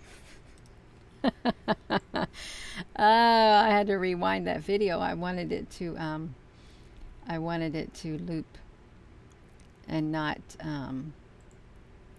turn like that. Yeah, and if you have an iPhone, you have the option to turn your iPhone into an inverted viewer with things that you look. You go into the settings, you go into accessibility, and then you go into display and text size, and then you scroll down and you'll see classic invert. Hit that classic invert and that will bring you to this setting right here. And then when you're done viewing whatever you're viewing, you can even watch videos in that mode because it turns your whole entire phone into a viewer. But I had Have I seen the one where she gets mesmerized by the reflection of her own keyboard on the laptop screen? No. Morak says, on the topic of Pocahontas, John Smith was 40 when he met a 14-year-old Pocahontas, and shortly afterwards he accidentally blew his own dick off his own dick with a musket powder and had to return to England. He then wrote the erotic novel about how he totally banged the 14-year-old Native American girl, but don't worry, she was totally an adult. Fucking yikes. Yours truly, the one pony, says it's already unnatural that for the past few years it's still snowing in May and April, but Republicans don't care, do they? I recorded my What are you talking about? That was a complete non sequitur. Screen while it was recording my... MH Darkbeast says this is a better comparison for Pocahontas. Facebook tier meme. 2 out of 10. My porch in the yard. Yeah, hello there, Applebrooks. We should all have a movie night. Well, I don't know what the movie night would be. I really don't, because you can't share things that are like copyright protected. And that's why you gotta use different apps. Puka says, could you imagine how magical the world would be if you looked at it the way Gina does? It would feel magical, wouldn't it? It'd probably be scary, though, too. Stuff like that, and then everybody don't have the same taste. Though I guess the world is already scary, so yeah. Yeah. Of movies, they really don't. And then I would just... Okay. I'm over the Gina thing. It's funny that she's that mesmerized by the thing. We get it. Doesn't understand how cameras work on the bingo card. Anything else? Do we have anything else? I don't think we do. I don't know why I am doing voices now, but I am. Yeah, I think that is it. Probably. What did we check over here? Yeah, that's fine.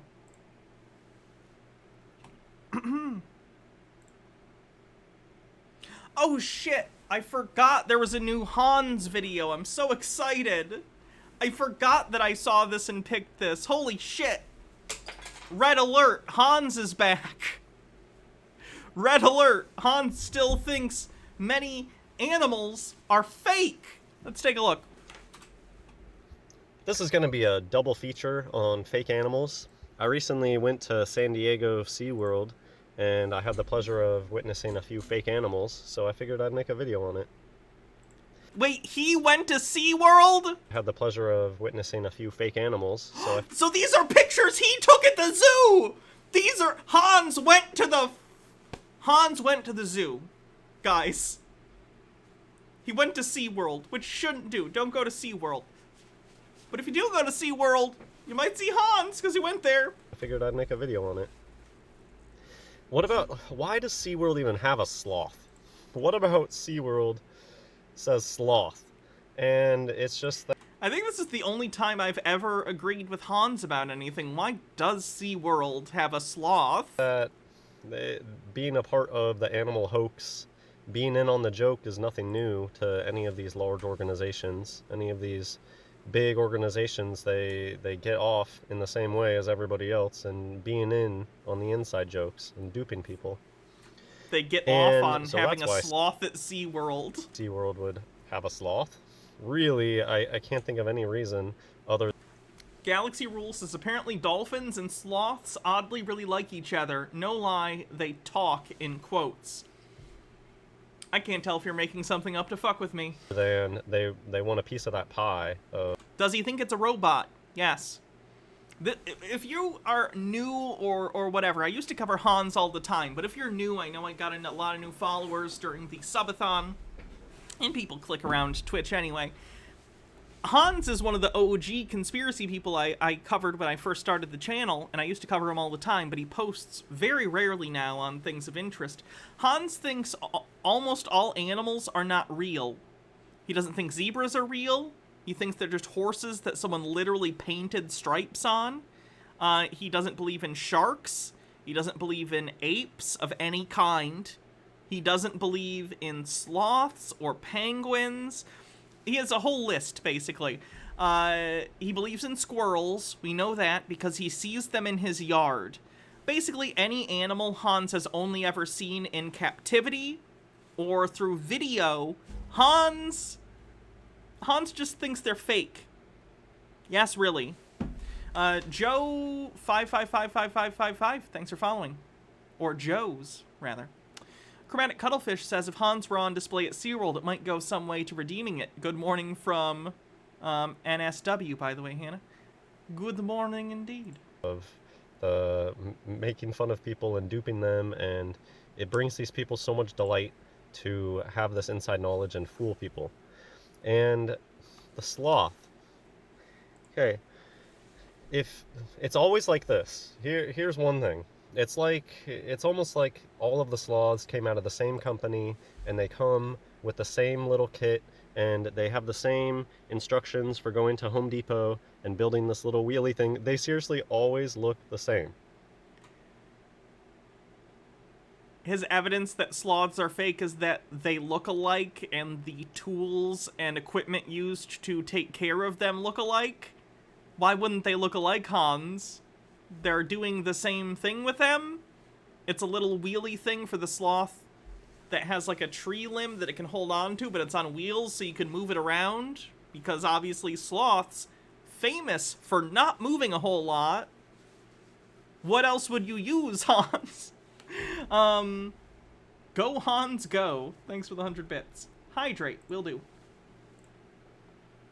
And that's very unnatural. To me, it's like they all come out of the same company and they're all doing. It's unnatural? The thing on wheels didn't come from nature, Hans. They built this to move the sloth around. Doing the same stuff. And this unnatural thing built by human hands feels unnatural. And why? Cheap Hawk says, imagine if Hans knew about horse stables. Why do these all look the same? Look at all these chicken coops. They're near identical. Very specific to sloths and koalas, or sometimes like this too, where they live on this wheelie stick. And they don't live there. They're using it to be able to move them around for whatever show they're doing or whatever thing they're doing, so they can easily transport the sloth. It doesn't live on this particular stick all the time. I'm sure it has a little area that it lives in. And so I'll just talk about the sloth. I mean, there's really not that much to say. It's an animatronic. That's why are sloths just now coming out? Why did... Wait, what do you mean, why are just now sloths coming out? It's not a PlayStation 5, Hans. Sloths have been around.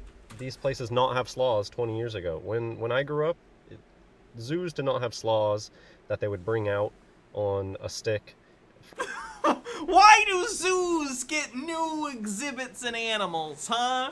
When I was a kid, they didn't have all these roller coasters at Cedar Point, okay? That particular roller coaster didn't exist, so it must be a fake roller coaster because it's impossible for them to get new ones. Bittergrin says, no, he means they're all coming out as gay because the gay agenda got to them. Almanado says, new patch just dropped, added sloths as playable class. Alright, sign me up. Next playthrough, sloth. Way less stress, I'd imagine, than being a human.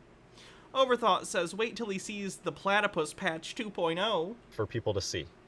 And to hold a treat in front of their face the whole time. And it's behind a paywall, too. You have to pay money to go get a close-up look at the animatronic. So many suspicious things. Why are these animals behind paywalls? Why do you have to pay a bunch of money to go see a sloth up close? Because it's a more one-on-one personal experience that's going to have less... How do I put this?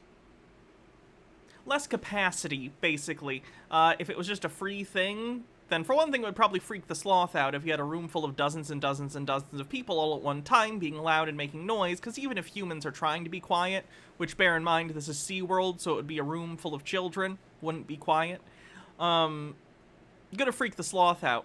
Secondly, this is going to require an employee hands-on at the time, so you're going to have an employee during this presentation, whatever, because they're going to be talking about the sloth, taking care of the sloth, making sure it's fine, stuff like that. And also theme parks in this day and age are just doing a lot of upcharge stuff like that. Disney has gotten terrible about this under Chapek, so it's just kind of an industry thing as well as a practicality thing. It's not nefarious outside of typical, like, capitalist motives. Stromboli for Wi-Fi says, sloths only poop once a week, and they have to climb down their trees to do so when they are the most susceptible to predators, so it is not low stress. I've had some stressful poops. Or a koala up close. And I think part of it is, well, I mean, they are scammers, so getting your money is a nice plus to them. If they can dupe you and take your money, all the better, right? But it adds more validity to the situation. It's like a sunk cost fallacy almost. Like, oh, I paid all this money to go up and see this creature. You're going to believe it more. And so I guess to get into the specifics, they have these creatures on clockwork. On every 30 minutes or so, whenever they decide to do their meetups, they wheel this creature out, they go through the same thing over and over again. It's just the same idea with gorillas. How can they make sure that these huge creatures come in and out of the little door at the same time every single day? I don't know if he knows this, but sloths are, like, pretty easy to handle. This one's just being stationary and she's wheeling it around. That's the point of the thing. So she's moving the sloth. Secondly, I'd imagine they at least have a couple sloths that they're probably rotating in and out of this to give them time to, like, rest and not be around humans, because that's probably stressful for them. What was the other example? Gorillas and stuff. In my experience, when I've been at zoos, because I've been at multiple zoos in my life, I've been to the Detroit Zoo, I've been to the Saginaw Zoo, I've been to other zoos, I've been to, like, the Animal Kingdom in Florida, I've been to SeaWorld when I was a kid. I wouldn't now, for the record. I know, moral reasons. Either way, different zoos have different ways of dealing with this, but either way, they either do have a situation where the animals can come in and out, but the animals like being in an outdoorsy environment, so they do come out or be on the grass or whatever, instead of inside their little thing. Or it's a situation where they rotate them in and out and they train them to do so, using food or whatever.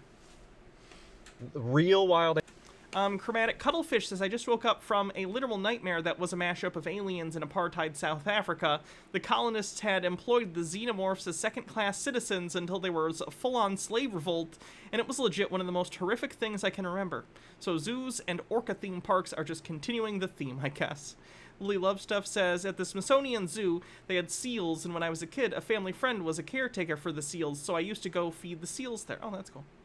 animals you see, they are... Saginaw has a zoo. That has to be the most depressing zoo. Yeah, it is. I'm not gonna lie to you. It is. Hold on, let me see if I can find pictures of the Saginaw Zoo.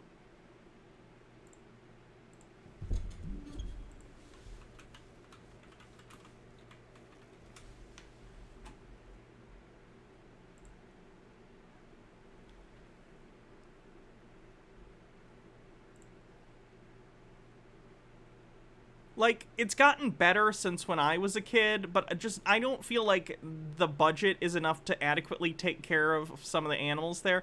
Like, they have penguins. I'm trying to find a picture, but most of these are publicity pictures, so it doesn't really give the same impression as when you're actually there. I under no circumstance want to imply as though, like, the Saginaw Zoo is, like, abusing animals or anything. I'm not saying they are. No. I just think that Saginaw... I've been to this zoo. I lived in Saginaw. I own a house in Saginaw. Like, I get it. But I worry that maybe they don't have the resources to adequately take care of some of the animals they have. Anyway. Much more just, like, in a cage. I couldn't find any good so photos San Diego, to illustrate it. the SeaWorld, it did actually have some real toucans with smaller beaks.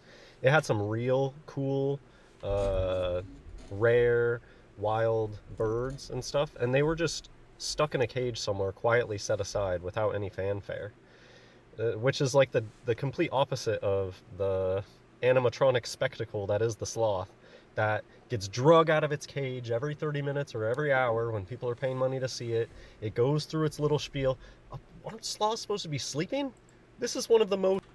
It probably is. I imagine it's sleeping through the show for the most part. Bob Watkins, thanks for following.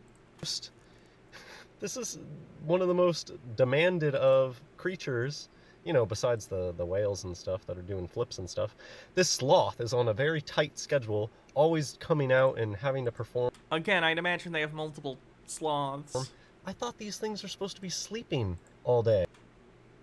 He understands that when they're hanging, they're sleeping, right? That's like the one thing everyone knows about sloths, is they hang there and they sleep. It's just sleeping and it's on wheels. He pointed out that this thing is on wheels. So he understands they're wheeling this thing around, but he doesn't understand that the sloth is barely moving, if moving at all. First name bunch of numbers says, on the subject of upsetting zoo images, this is one of storks sheltering from a hurricane. Let's see. Oh, God. Oh, where did he go? There it is. Hey. Certainly not. It's out there. Okay, and what does it do? It literally holds on to stuff. It's an animatronic that holds on to stuff. And its face follows the trainer holding a little treat. It's honestly one of the strangest things I've ever seen. The trainer, the illuminated individual who is just interacting with a robot and pretending that it's real. Illuminati on the bingo card. Chiba Hawk says, my wife and I just came to the realization that Hans actually took this pic to get the butt of that woman, but his partner got upset, and now the sloth is a convenient scapegoat. It's not. I know that's funny, but no, Hans really is crazy. They literally... He is married, though, I think. Really sit there with a little treat in their hand, and you can tell that the animatronic is just trained to follow the trainer's hand that's holding a piece of food. And, yeah, nothing... You don't really need to train animals to do that. They like food, so they just do that. About it seems legit. It's just so awkward, the whole experience. I mean, I'm sure that you can go look up plenty of YouTube videos on this. I'm just recounting what... This is not Dan Aykroyd. We covered Dan Aykroyd later. This is a different conspiracy person who believes sloths aren't real. I remember seeing from real life. I was just standing far back, because I'm a pleb who doesn't have the money to shell out to go watch an animatronic from up close. Alright, you paid money to go to SeaWorld. I don't feel bad for you. From far away, though, it was just so silly. The trainer constantly had a little piece of something in their hand, and the robot's head would always follow around, and you could see it's just like tracking. It wasn't like a normal interaction whatsoever. It seemed very robotic, what do you know, and like it was like an animatronic that was programmed. Fontuck says Vosh almost rated, but he was worried you were mad at him. Okay. to follow somebody I don't really. I've not watched Vosh enough to have opinions on him. pretending to be feeding it. I watched him back in the day when he covered like oh god, who was it? Nick Fuentes going on the Catboy date, and when he was debating some Nazis back in the day. But I can't say I've really watched him. And we're not starting Vosh discourse because apparently Vosh is like a controversial figure for some reason. I don't know. I don't know. I mean, to bring it back to... Have no opinion. Ice Queen, thanks for 17 months, says, turn on see Hans, yay. Woo! Why do we only see these things today? Okay, yeah, because now we now have technology where it's pretty simple to build a robot like this that can track somebody who has something in their hand. Very within reason, but, 30 years ago, the zoos didn't have stuff like that. That's why sloths weren't really a thing 30 years ago. Same thing with, it wasn't really a thing that they would let you go hold a koala, pay extra money to hold one. Just the animatronics these days are a lot better. They fake breathe, they'll be warm. So, I mean, I think that's it about the sloth. Let me know if you've ever seen one of these things. So bizarre though. Why does SeaWorld even have a sloth? And they want to make money. They can charge people because their kids will be like, "Mommy, let me see the sloth. I want to see the sloth. I saw it in Zootopia. I want to see the sloth." And they'll be like, "Fine." And they'll pay the money and then they'll go see the sloth. They got to make back that blackfish money somehow. So before I get into the penguins, I just really want to briefly talk about a memory that I have from my childhood. And close to SeaWorld, there was this place called the Wild Animal Park, and it's still around, it just has a new name. But I remember, this is one of my oldest memories, and whenever it's something like that, I know that the memory stuck with me for a specific reason.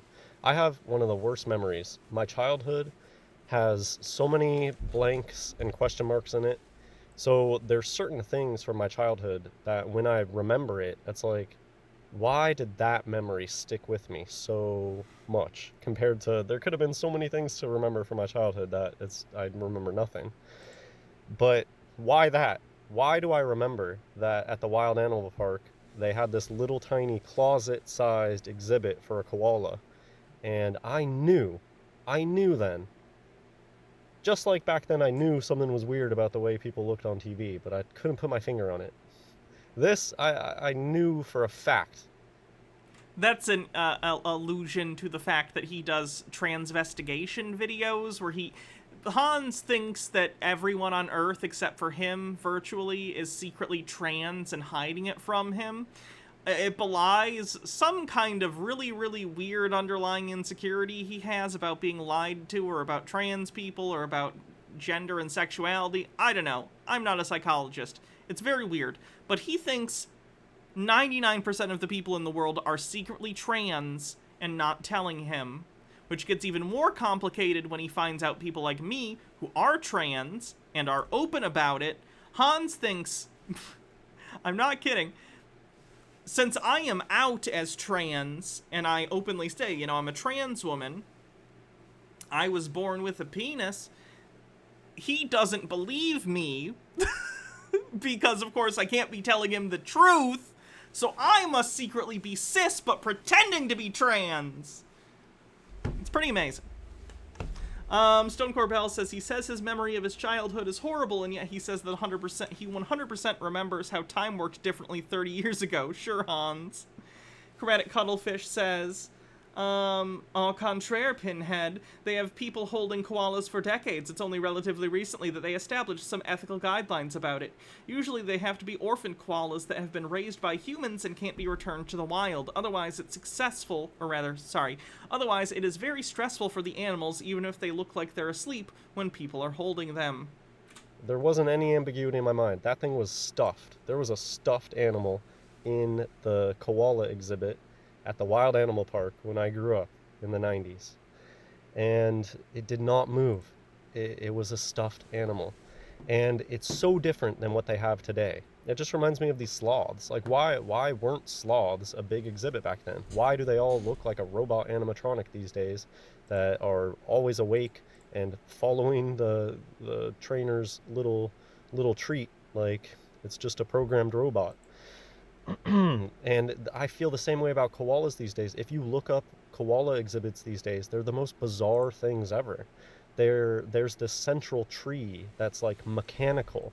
It's not even a real tree in these koala exhibits. You look at the central tree and it looks... Hans, a lot of the stuff in zoo environments are fake reproductions because it's a fabricated environment for the... Looks mechanical. Why would they do that? Why would a koala be put in an exhibit with a mechanical tree? And so I've talked about this stuff before. I've looked it up before. I'm just saying this because these days they're more advanced than just sticking a plushie in a tree. They have more advanced robotics today where the mechanical koala, the animatronic koala will, climb the tree, climb the exhibit, but it's so awkward. It looks like a cuckoo clock, like, oh, it's time for the koala to move around. It never seems natural. Anyways, that's an old memory. I know for a fact that they pass off stuffed animals as a real animal. And so, of course, they're going to do it with more advanced techniques, too. Animatronics. That brings me to this whole SeaWorld penguin exhibit.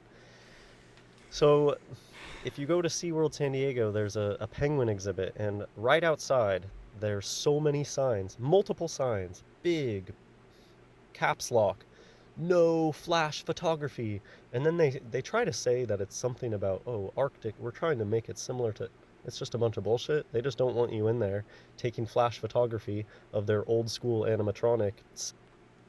I'd imagine it'll bother the goddamn animals, you idiot! The flash photography is so the birds aren't constantly getting flashed all day, every day. Are you stupid? Setup. And so, yeah, I mean, I'll just go through the images that I have. This is just something to check out. If you're ever at a place with a penguin exhibit, what are you looking at? Are these real birds? Is this the... Yes, I've seen penguins. I've seen multiple kinds of penguins at different zoos. They're birds. Tiki room? Or confirmed. I can confirm bird. They real birds.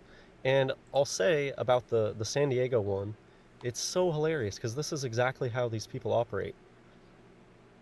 Right outside of the exhibit, there were real, legitimate penguins. There are such things as, okay, penguins, but not emperor penguins, and there's a lot of made-up species. There are, I don't know how many, real aquatic seabirds that are black and white, but they are not emperor penguins. I don't know if I have, like these guys. You can see these penguins in various places, and they're real penguins. They had these guys outside of the exhibit, but once you went in... Of course he has to think those are real because he was able to get close enough to them that he could tell they were real.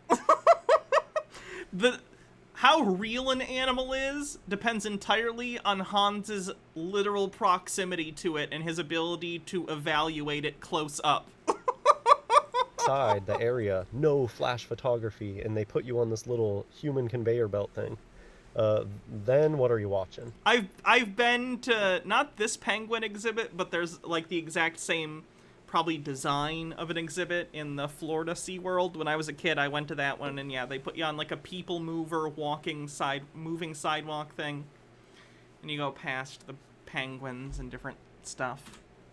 Is this the tiki room, or is this real life? I found some really interesting articles, so I'll just go through this. How SeaWorld keeps the body clocks of its Antarctic penguins on South Pole time. They like to poke fun at the idea, hint at the idea of, oh, the fact that these things are actually working on clockwork. This is the tiki room. How would you describe that other than that? You could say circadian rhythm, but like people are going to understand body clock more easily than circadian rhythm. typically, I think the advice is usually for, like, newspapers and articles that are meant to be read by the general public to shoot for roughly a 5th or 6th grade reading level, because, unfortunately, people are not as literate as should be because of our poor educational system, so it's easier for people to digest body clock than circadian rhythm. Bittergrin says, we should just let him meet a gorilla then, or will that just make him switch to transvestigating gorillas? That'd be fun. Stone Corpel says, I actually feel kind of bad for Hans because it's clear he has some kind of paranoid delusion that literally everyone in the world is lying to him and can thus only trust information he can personally verify. I really hope he gets help. Oh yeah, it's bad. He homeschools his kids, too. Yeah. Lily Love Stuff says, do we think that all of this animals are fake stuff is so he can try and get to do these animal exhibits for free? No, I do not think so. It is not real animals. So here you go. When you go in and see this, what are you Oh, not only does he have children, there's another person who has done videos on this channel that I'm pretty sure is one of his kids that he's having make videos for this channel. And I have never covered one on stream, and I never intend to, because especially if that's Hans's kid, holy shit, that's fucked up. It's the Tiki Room. Oh, I would never cover that. That's a kid being basically brainwashed by their parent to do conspiracy videos, and I would never cover that. Ever. Ever, ever. Billy's C137, thanks for 18 months, says peace and love. That's a second sub, baby. This sub-baby's name is going to be Oswald Cobblepan. TM, do not steal. Very original character. I guess Orlando has something that's very similar to this. The Impossible Dream. If you've watched enough of my videos and you know how important diction is and the way that these people talk, they're very specific about the words that they use. And anyways, The Impossible Dream, the story behind SeaWorld San Diego's penguin encounter. Even the fact that they keep calling it an encounter seems strange to me. Why? An encounter, I guess I don't know what the dictionary definition is, but it's basically you encounter them, you come upon them and have an experience involving them. You encounter the penguins. Why is it weird that they're calling it an encounter? So this Frank Todd is just some Masonic deceiver. I'll just... Freemasons on the bingo card. Read this. Yes, that is correct. Unfortunately, most of the zoos up to that time were not taking the best care of penguins. Not because of disinterest, but because they just didn't have the information, and many penguins were being killed with kindness. Due to our success, all our research has been passed on to other zoos, and virtually every other zoo in the world uses SeaWorld protocol now. Even on the exhibit design, it was so innovative when it was built. There were so many new things in it. Many people were calling it the Impossible Dream. There were people, even at SeaWorld, who were fearful it wasn't going to work. I don't know, guys. I don't think... I'd feel... let me be clear before I say this. I'm not hating on anyone who has to make a living. I get it. But if I worked for SeaWorld, I'd feel really bad. At least they're no longer... Are they still doing the orca shows? At the very least, I don't think they're allowed to breed or bring in any new orcas. So that's good. But holy shit. Yikes. I don't think people are going to buy it. It is so ludicrous. Leave a comment if you guys have been to these penguin things. Even my wife, who I don't really talk to her about all the deepest conspiracy stuff that I'm into, she knew something was up with that penguin exhibit. I was like, this looks like straight out of It's a Small World. This is so lame. I've been on that penguin exhibit and It's a Small World. They are not similar. When you go through and you see them. I think that's why they're saying even people at SeaWorld, they were afraid it wasn't going to work. What do you mean not going to work? They were afraid people were going to catch on to the fact that it's not real. No, they thought they wouldn't be able to build the thing they wanted to do the thing they wanted it to do at the budget they had set for it. But it did work, and just about every place in the world now utilizes the techniques we developed at the penguin encounter. Do you just see the way that they specifically talk in a way where if you know the secret... No shows or breeding, but they still have the orca since they can't release them into the wild. It's the best you can do at this point, I guess. I feel really bad for those orcas, but at least no further will suffer for that shit. Crit, you kind of know what they're talking about. They're saying that they didn't even know that they were going to get away with it. And when they did, when the public bought it, now everybody follows the SeaWorld protocols to dupe people, to make them think that what they're seeing is real. That's certainly an interpretation of the words you just read. So this is what it looks like, basically, when you go in there. The emperor penguins are just standing there. They don't really move.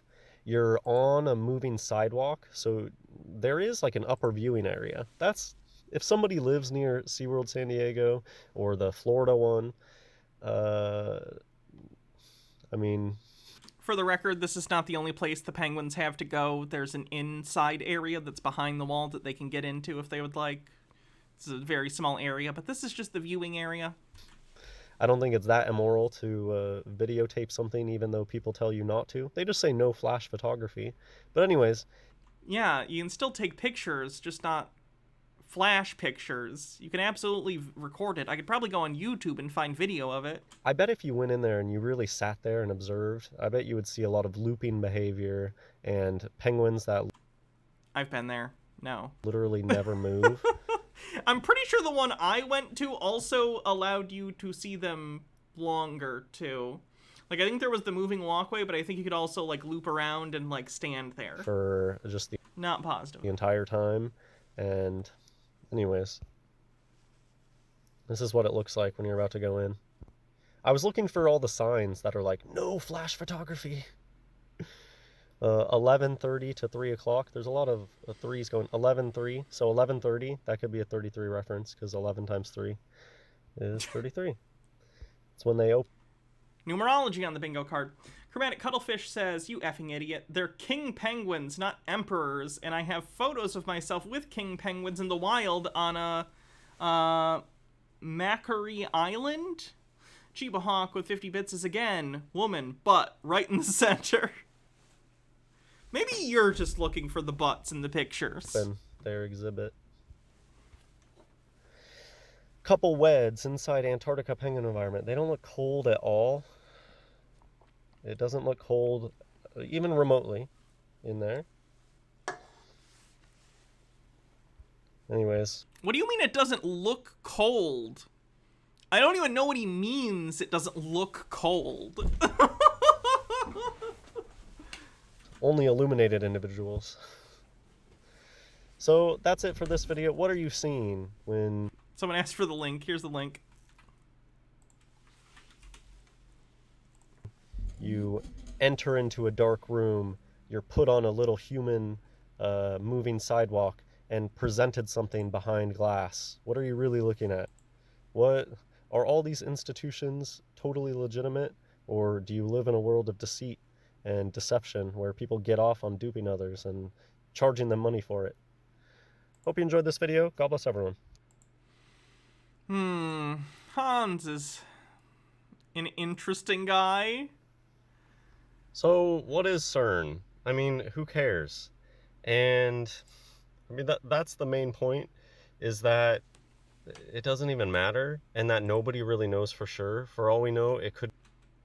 It's a place where they have the particle accelerator. I think they do other things as well, but it's basically a physics research institute that houses the Large Hadron Collider, which is used for particle research. It could just be like a Disneyland prop. Like It's not that. Alright, let's save this Hans for another time since we just watched one, but goddamn is he real bad at this. Oh, speaking of CERN. Many of you have heard, but the world's largest particle accelerator just fired up at CERN, 10 a.m. Eastern Time. CERN is firing up its Large Hadron Collider at record energy levels in search of dark matter. CERN lights up the Large Collider for Run 3, a 4-year continuous run after its second long shutdown in 2018. For those of you who need a little recap on what CERN is, CERN holds the world's largest, most powerful machine, a particle accelerator, which has a radius of about 17 miles. Now, the reason CERN is firing up the world's most powerful particle accelerator is they claim that they are looking for dark matter. But what exactly is dark matter? Does it have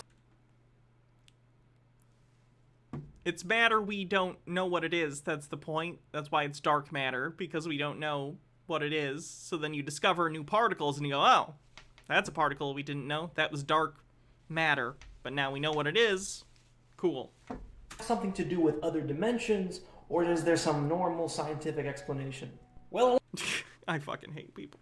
MMO Addicted says, hey there, Hannah Banana. I figured you may enjoy the news. In 6 days, the D&D 5e based Doctor Who RPG is launching. I know you're interested in it, so reminding you for the link. Ooh. Yeah, shh. I like. And Chromatic Cuttlefish says, handy CERN link. Well, has the Large Hadron Collider destroyed the world yet.com? Good lord. That's funny.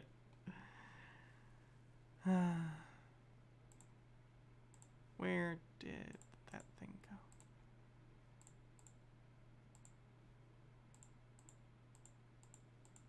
Well, I guess it doesn't matter that much. He was just going on bullshit.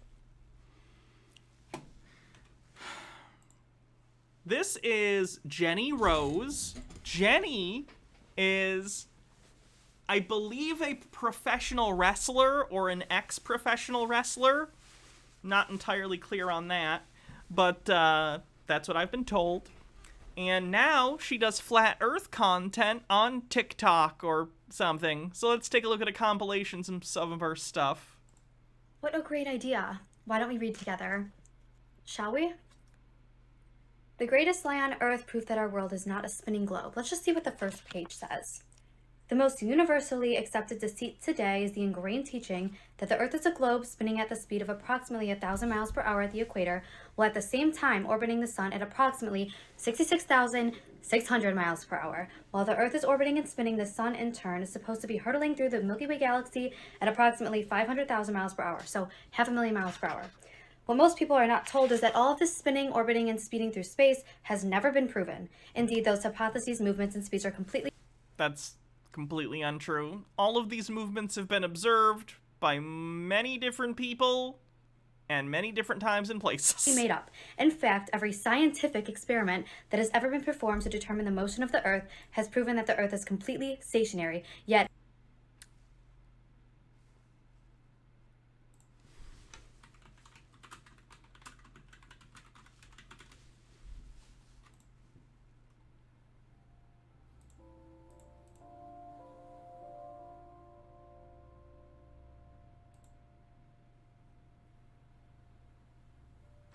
No.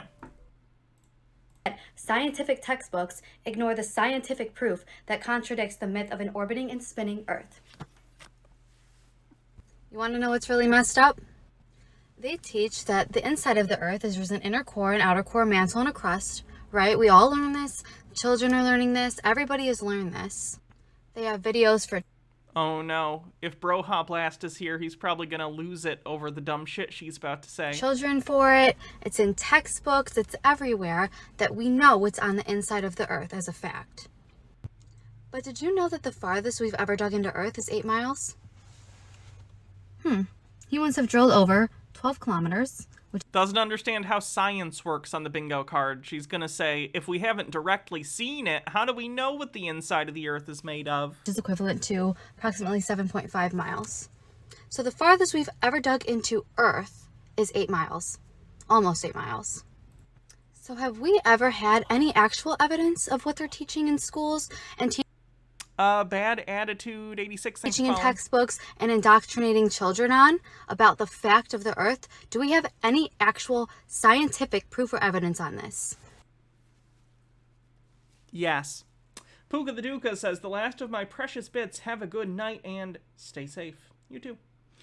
Geology is a thing, and the studies of, like, how the Earth works, and when I mean the Earth, I just mean the planet and what it's made of, and the material it's made of, and the different layers, and the core. Like, that's all a thing. It's an entire field of study. People literally get PhDs in this topic.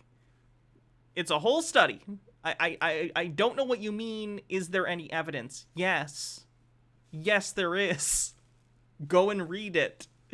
Chromatic Cuttlefish says, the best bit about the Large Hadron collider link is the comment from HTML saying, if the LHC actually destroys the Earth and this page isn't yet updated, please email to receive a full refund. Funny.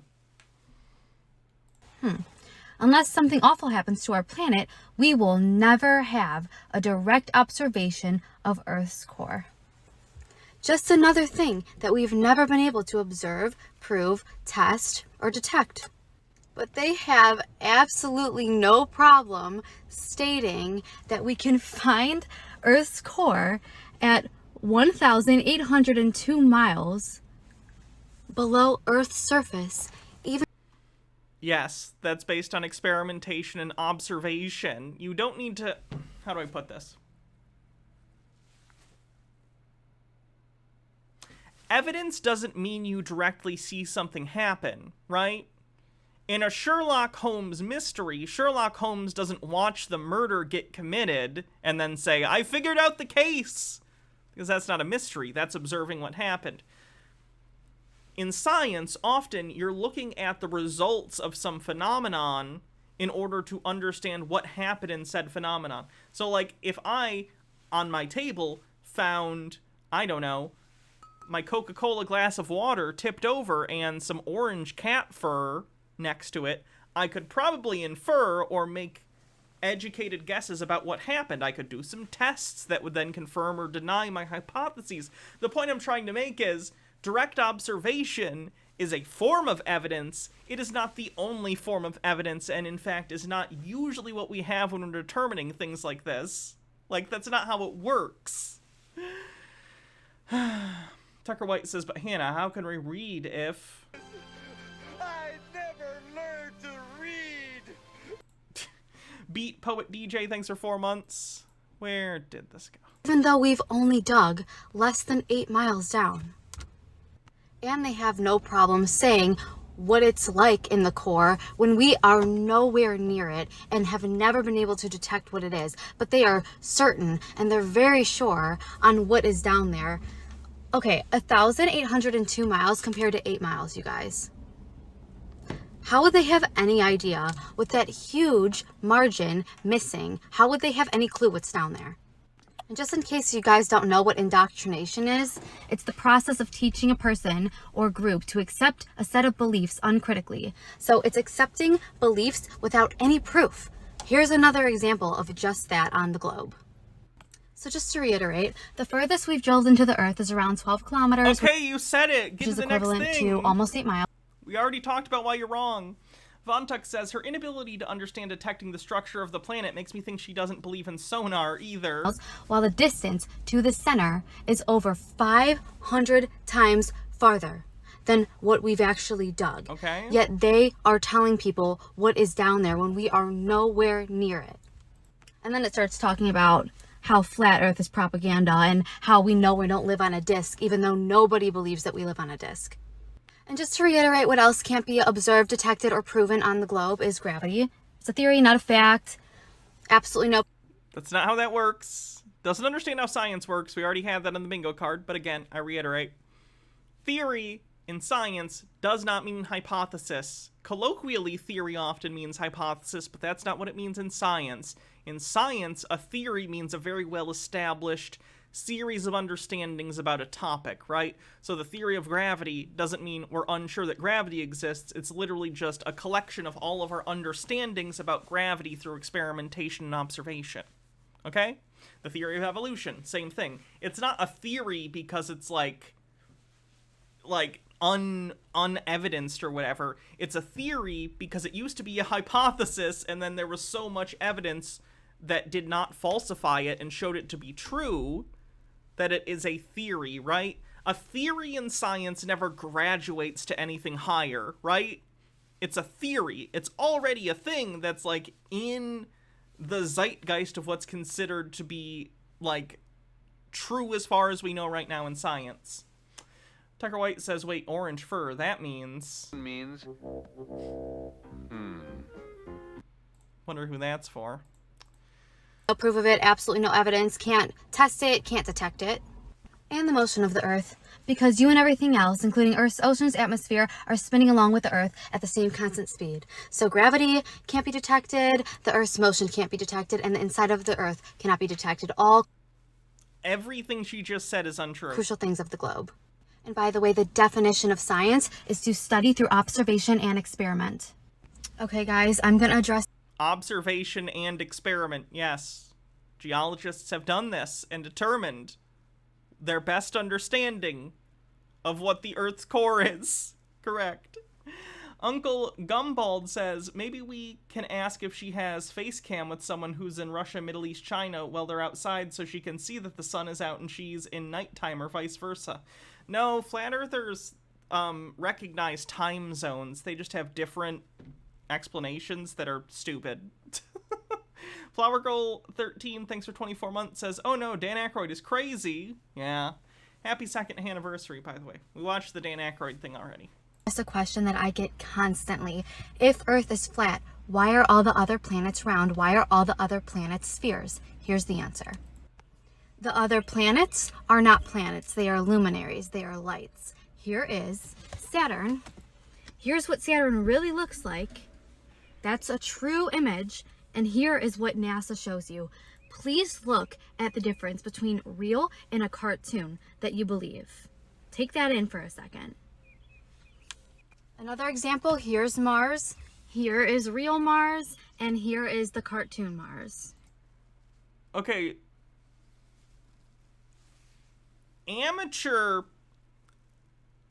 astrophotographers, which is a thing, by the way. It's a hobby you can have where you like looking at stars and planets and other things in space with a telescope and you hook up a camera to it and take pictures. They're interesting. But, I don't know if you know this, amateur hobbyists don't have the same budget as NASA, a government agency. So NASA has the money to use better equipment and to get closer to take pictures. And yes, sometimes they make illustrations in order to show people things because education and outreach are also a part of what NASA does.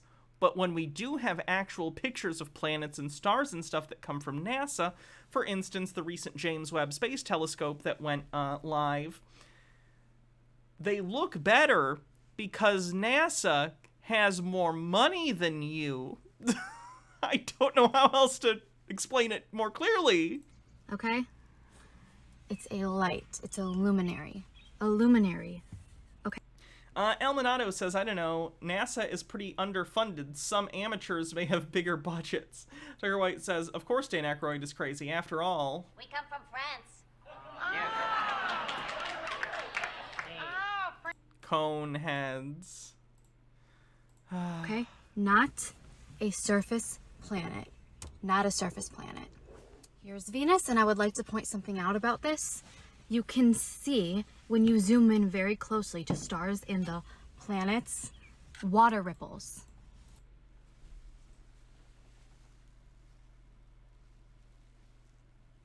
Those aren't water ripples. That's atmospheric disturbance. That's atmospheric, what's the word I'm looking for?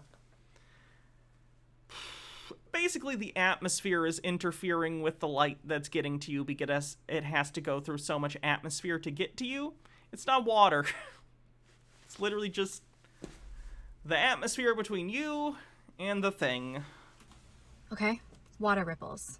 Here is a side-by-side comparison of planets next to real images of these planets that are lights. Okay?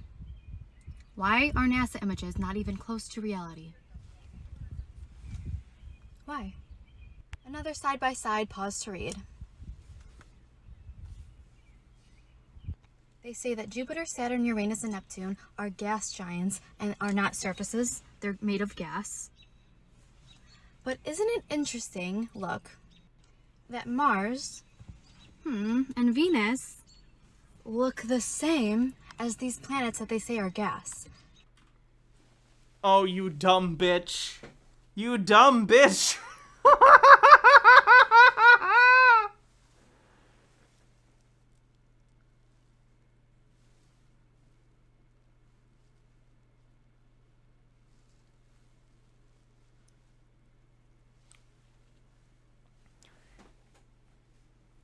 if you got closer, I assure you, you would notice the difference.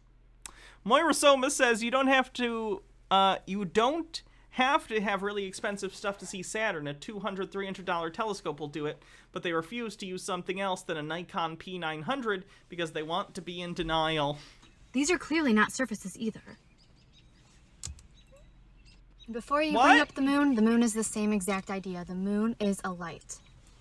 Okay? That's why the closer you get up to it, the more it fades away. It disappears into the sky. You could... That's not a thing that happens. stars? Tucker White says, that idiocy broke me. Shut up! Jesus Christ, man, what the hell is wrong with you? Please, just shut up! through it. Clouds have been seen through it. If it was a surface rock, that would not be possible. We didn't land on the moon because you can't land on the moon because it's not a surface. It is. Von Tuck says, the moon is so obviously a world if you look at it with a telescope. What does she think that is? You don't even really need a telescope.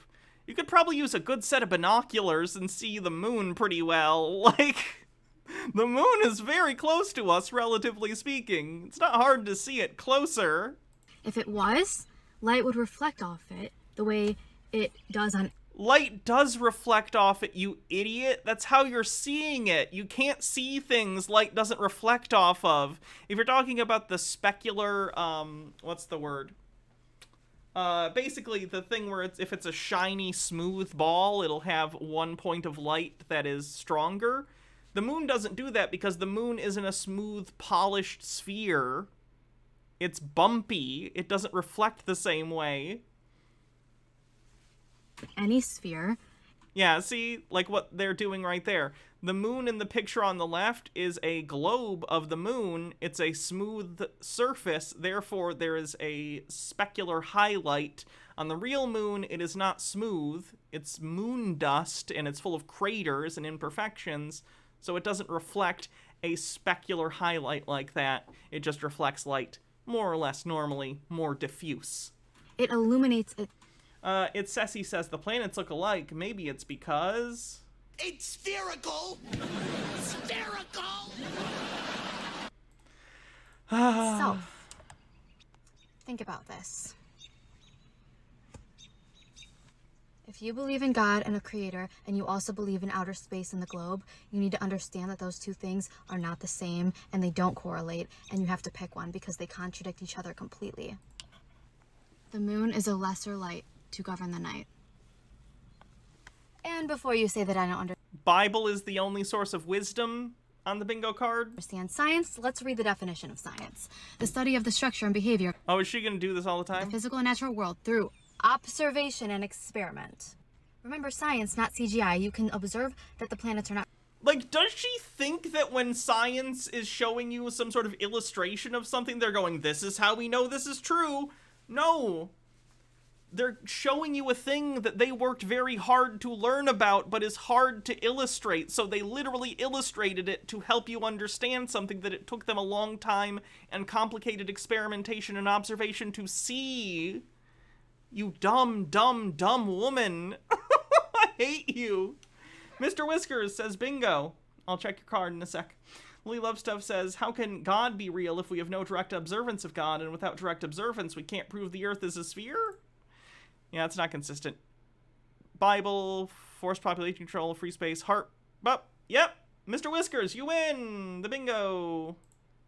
Woo! Only reputable source is the Bible, yes. Mr. Whiskers wins, though. Von Tuck says, this lady is the future chairperson of the National Science Foundation when Christian fascists take over. Yep. Dr. Gamble says, but Jesus said he did away with the old laws. Checkmate, flat earth. Okay, well, I'll write down your name real quick. Let me pull up the list so I can add you officially to the list of winners.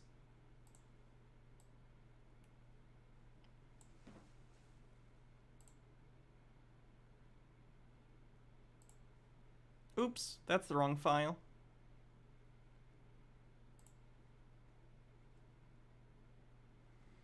Ba-da-da-da-da-da.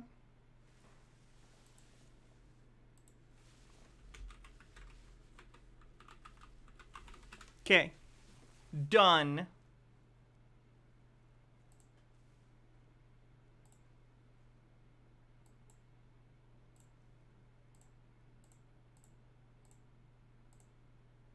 not surfaces by zooming in on them, and you can see that they are not. The heliocentric model was created to deceive you and deny God. I can gift Sitting Cow to the sub? Okay. Let me find... Gift a sub, gonna gift a sub. Gifting sub. Payment processing. The thing's spinning. It did it. Cool. He made us the center of creation, not the sun. Okay, guys, I really want you to think about this.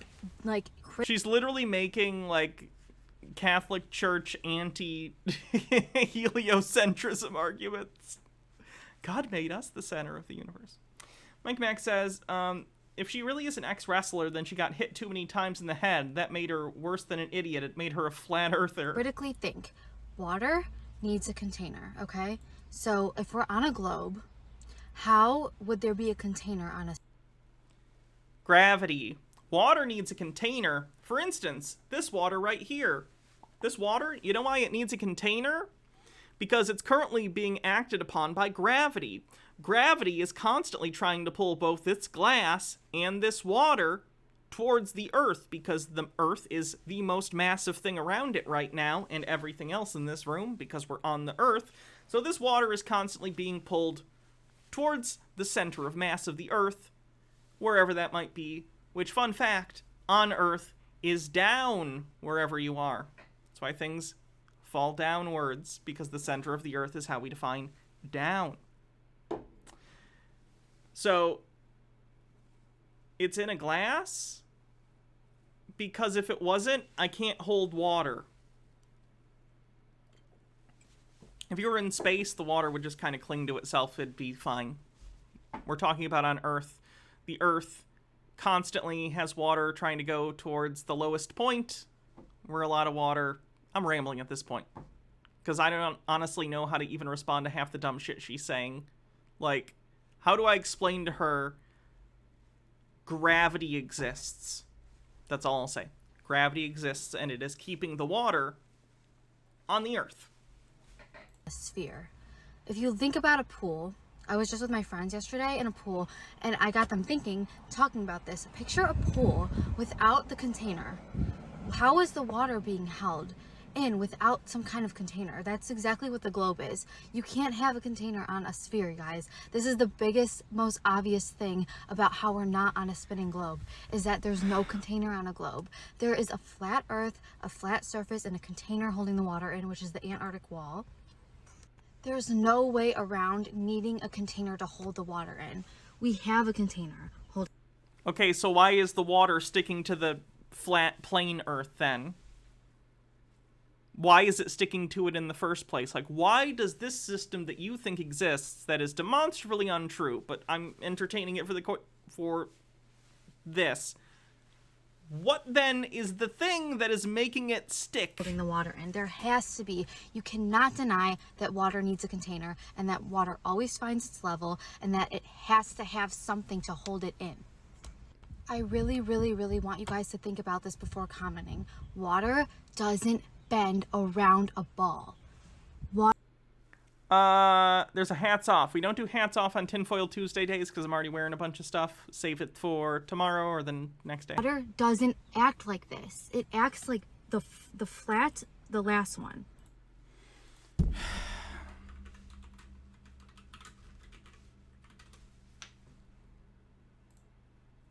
Water curves when forces act upon it. You can demonstrate this yourself with static electricity, a comb, and dripping water. I'm sure you've seen this experiment at some point. It makes the water bend because of electromagnetism, okay? Gravity is also a force. It's pulling things towards each other. Mass attracts other mass. Therefore, water on a large sphere that is adhering to it via gravity, because it is a force, yes, the water will curve, but you can't see it on the surface because the Earth is so big. Moira Soma says, have you seen how Daniel Pratt and other flat earthers have reacted to this woman? Flirfs are usually male, and they are extremely misogynistic males. They're really not pleased with her. They really hate her guts. Oh, I saw. We watched, I think last week, Daniel Pratt's video on her. He was super sexist. And don't get me wrong, I think this lady sucks. I think the fact that she's spreading this shit is shitty. I think she's an idiot. I think all sorts of negative things about her, but they don't like her because she's a woman, and it's really fucking stupid. Chromatic Cuttlefish says, explain this tide thing then, woman. Hydrate, will do, and we're almost on a hype train. It doesn't bend to a sphere, and it never will, and it physically can't. This does not have a container holding it, and don't say Okay. Is there anything else she says interesting? So, outer space being vast and infinite never. Earth is, we are the center of the universe, we are the center of God's creation, whether you want to accept that or not. Water always finds its level. Water always fills its container. You cannot do that on a circle. Water does not curve. Water doesn't bend. Replicant says CC next. We did CC earlier. He didn't really have anything that interesting. With a globe. It would separate. There would be a middle ground. We would see the curve. We would see the horizon if the Earth was truly a curve. There is no curve. It is not a globe. Wake up. Okay. I think I'm done with her. Jesus Christ. Flat Earth on the bingo card. 50% to level 1 on a brand new hype train. All new opportunities, people. All new opportunities. What's next?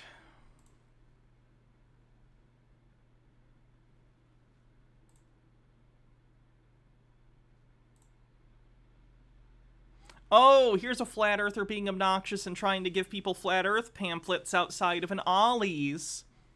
Tea with Goblin says, the terrifying totality of these tense times tolls terribly for those that treasure truth. Thankfully, the tinfoil Twitch tyrant treats us terrifically. Ooh, take one. Thanks for the bits. Excuse me, man. Here's some free reading information you can check out when you're bored. You just gotta have an open mind. Thank you. I know it sounds crazy, but there's an answer for everything. Give y'all some free reading information. I'll give you 2 each. 10 of them's on biblical, and then there's 10 scientific proofs you could do too. Okay. And we got so many more, but you can only put so much on a pamphlet. And there's like 30 quotes, I think, from the Bible, but there's 10 to get you going. Thank you.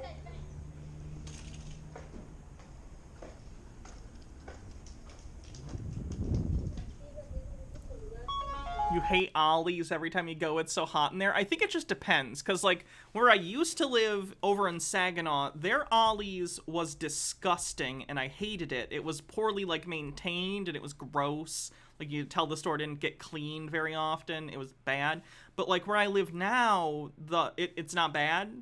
So I think it's just that maybe the franchise corporation is like very hands off and doesn't keep up with quality, so it's probably very dependent on the individual store owners. I don't know. What's an Ollie's? Ollie's is like a regional discount chain store.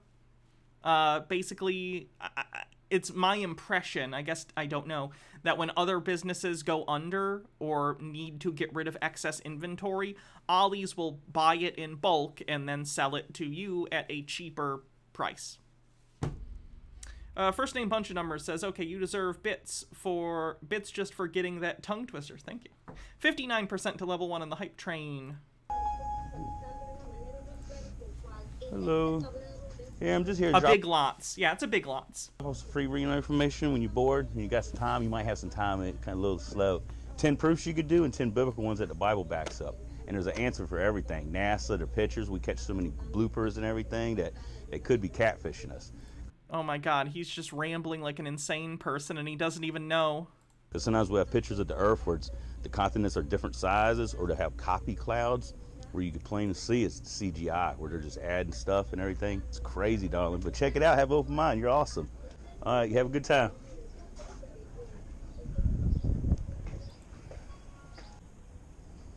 How we doing, darling? Can I give you free reading information? Have you ever heard of Flat Earth before? No, you don't want to check it out? 10 biblical ones and 10 scientific proofs you could do yourself. Little pamphlets? All right, thank you. 59% to level 1 with a minute 15 left. Hey, my man, can I give you some free reading information you can check out when you're bored? Have you ever heard about the Flat Earth before? Oh, you're good? Have a nice day, sir. Memes or Colbaugh, thanks for gifting 10 tier 1 subs. All right. Very much appreciated. Don't say Flat Earth Thank until you. you at least handed them the flyers. Hello, ladies. I got some free reading information y'all can check out when you're bored. 10 proofs you could do and 10 biblical ones that back it up. Have you ever heard about Flat Earth before? Like the theory? what if we could prove it? 10 proofs you do. Plus, we got over 200, but you can only put so much on a pamphlet. Well, hey, so I'm your first flat earther, right? Hey, you never forget your first. Y'all have a great day. Oh, God, no, sir, no, please, God, no. 20% to level 4. Don, would you like free reading information? Check out when you're bored. 10 proofs you can do and 10 biblical ones about the shape of the earth. Have you ever met a flat earther before? Yep. Sir, she said no. Please leave her alone. She just wants to go to her car.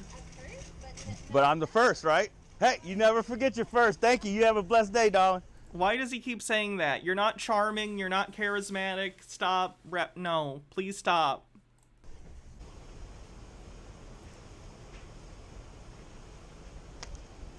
Hey, my man, can you give you some free reading information? Check out when you're bored. 10 proofs you do and 10 biblical ones. Sounds crazy. You ever heard about flat earth before? So you probably never met one, so I'm your first. Awesome. I'm telling you, there's an answer for everything. I know NASA and all this, but we catch them so many times with bloopers where they're grabbing stuff. Their harnesses get tangled. Sometimes they'll be floating and they fall. Insane, my man. Hey, partner, you want to check it out? You sure? All right, have a good day.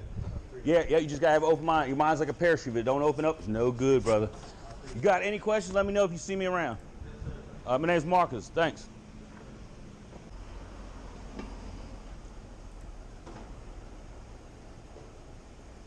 Hello, would you like some free reading information to check out? 10 proofs you can do and 10 biblical ones. That backs them up. You ever heard about flat earth before? All right. You just got to have an open mind. There's an answer for everything. You got to look into it, though.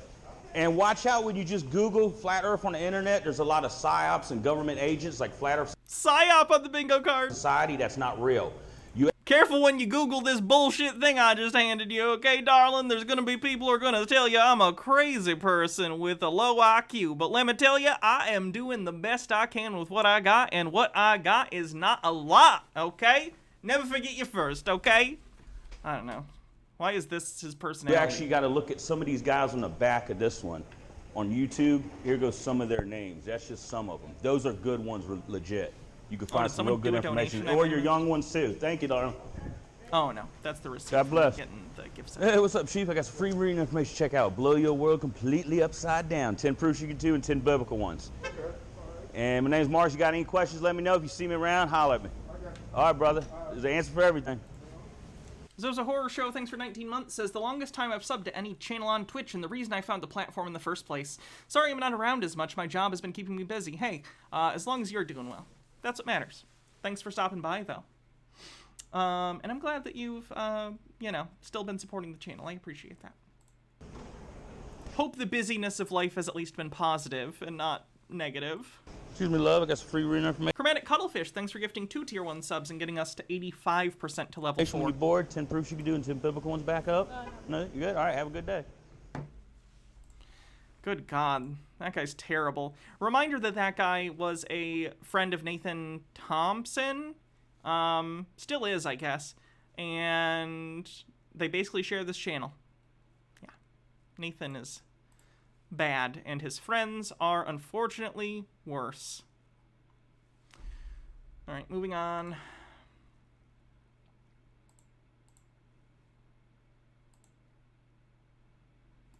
Three related questions frequently asked by people first coming across this subject, all of which share similar answers, are what is over, under, and outside of the flat Earth.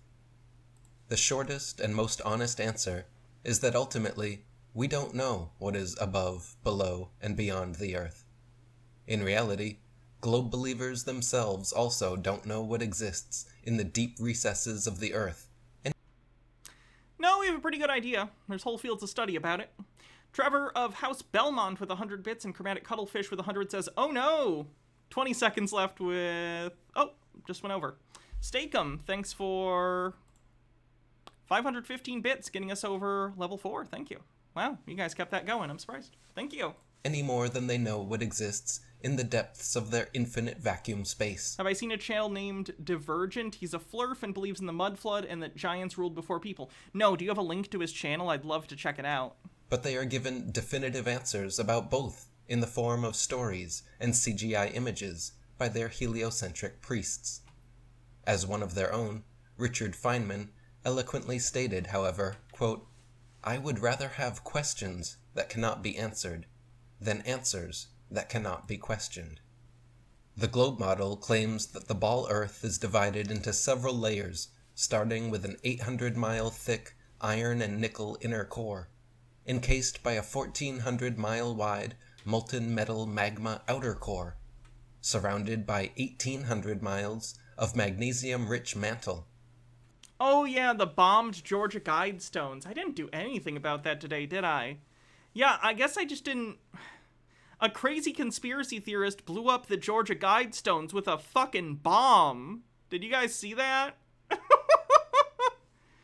The time capsule thing was fake, just so you know. If you saw anything about Quaaludes in a time capsule, that was a made-up fake thing someone made as a meme.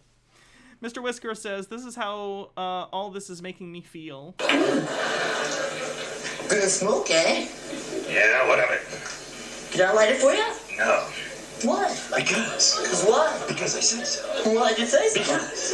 Because why? Just because, no! And then check out the channel named God Rules. Let me see if I can find that real quick. Let me see where I can find it.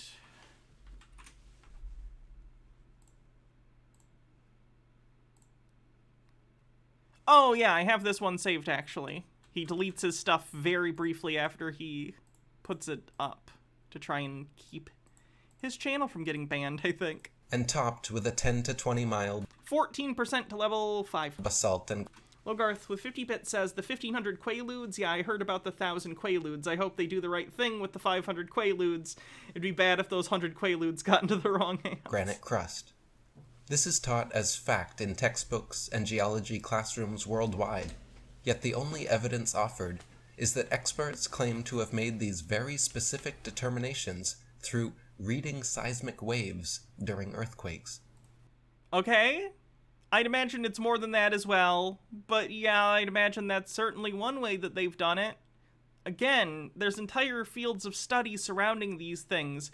Yes, the layman explanation you're going to get that's going to try and explain something to you without the background education is going to be incomplete, because by definition, you do not have the education to understand it. To understand the entire explanation, you would have to go to school, which, by the way, you are very free to do, and I would encourage you to do if that's something that interests you, but you can't complain that they're not explaining something fully when you don't want to actually go and learn it. You know what I mean? Like, you could easily Google search and just get an even better understanding of how this stuff is determined and how they make these speculations and then test said speculations on, like, how the Earth works internally beyond where we've actually, like, drilled. You could do something about that, but I guess he doesn't want to, because then he can't use it in his shitty YouTube videos about flat Earth. As far as physical, demonstrable proof Minute left is on the hype concerned, train. the deepest drilling operation in history, the Russian Kola Super Deep Borehole, spent nearly 2 decades and countless busted drills, only to succeed in reaching less than 8 miles down. Only to succeed? Holy shit, way to underplay. Replicant, thanks for 1,100 bits, says if you ever want to have ex-Scientologist on, ask YouTuber Christ Shelton. Okay, will do. Stakem, thanks for 564 bits, and Steve with a Q, thanks for 79, gets us to 74% to level 5. We're very close. 20 seconds. Down, not even breaking through the crust. Therefore, in reality, neither globe defenders nor flat earthers truly know what exists beneath the 8 miles we have bored through. Regarding what exists above and beyond, the globe model... Chromatic Cuttlefish says, Eric Dubé also believes Hitler was a decent sort who's just misunderstood by history. Allow me to doubt his research skills. And Trevor of House Belmont, thank you for gifting a sub. We got to 93%! We got so close to level 5. Thanks, everyone. Another very successful hype train. Model answers both, with claims of billions and trillions of stars and planets light years away, shooting through infinitely expanding vacuum space. Even though not a single scientist, astronomer, or astronaut has actually traveled to a single one of these to confirm such claims, You need to go to a star to know what a star is? Holy fucking shit. Tucker White says, everyone here is wrong. If we've never dug deeper than 8 miles, then explain this! Wow, China! Just... Jesus Christ. Sorry, I'm trying to be careful with how much, of copyrighted stuff I'm playing. Entire story is taught and believed as gospel. Sky Comet says they never want to defend their assertions, though. I wonder why. Truth. When it comes to terrestrial matters like the shape of the Earth, there are hundreds of empirical, demonstrable, and repeatable experiments which prove beyond any shadow of doubt that the Earth is a stationary level plane. But when it comes to celestial matters... Why do they use these pictures as if you using your P900 to take a picture of a star in your backyard is in any way equivalent to, like, real telescopes? That... Whatever. They're getting to me today. I don't know why. Such as the luminaries above. These are physically unreachable for experimentation, so all conclusions about them are simply based on inference and speculation. They can be seen in great detail, however, with less than 100 times zoom, which suggests that they are... No, you are not seeing it in great detail. What are you talking about? You have the blurry... What? He thinks his is in great detail? Oh my god, he's so dumb! Likely much closer. Do I think flat earthers are sad the P90X is discontinued? The P900 or whatever camera? Probably. They probably think it's part of the conspiracy, even though in reality they just replaced it with a newer model. Closer than assumed. As for the question of what exists outside the flat Earth, due to the Antarctic Treaty, signed by all the major world powers, and preventing independent exploration beyond 60 degrees southern Mr. Whisker says you could even use your P90X in conjunction with a telescope to get some amazing shots. latitude, the I public thought it was like the P900. Is it not? I thought P90X was like a workout program. is not legally allowed to find out. Explorers like Jarl Andahoy have attempted on several occasions to independently sail to and explore Antarctica, only to be captured by patrol vessels, fined, and imprisoned. Therefore, just as with the answers to what exists above and below, the answer to what exists beyond the flat Earth is unknown. Some skeptics suggest there would be an edge at some point.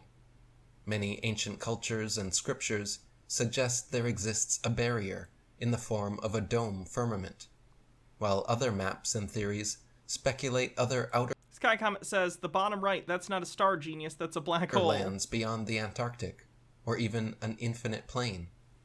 Rather than settle for belief in any such theories, however, genuine, legitimate flat earthers accept that these answers are currently beyond our grasp, and continue to push for full, independent exploration of our realm, as that is the only way we will ever be able to truly confirm the truth. I'm very tired of flat earthers. Why am I scared that we're like 15 years away from flat earth being an official policy of the GOP? Is anyone else concerned about that? Anyway, let's do a raid.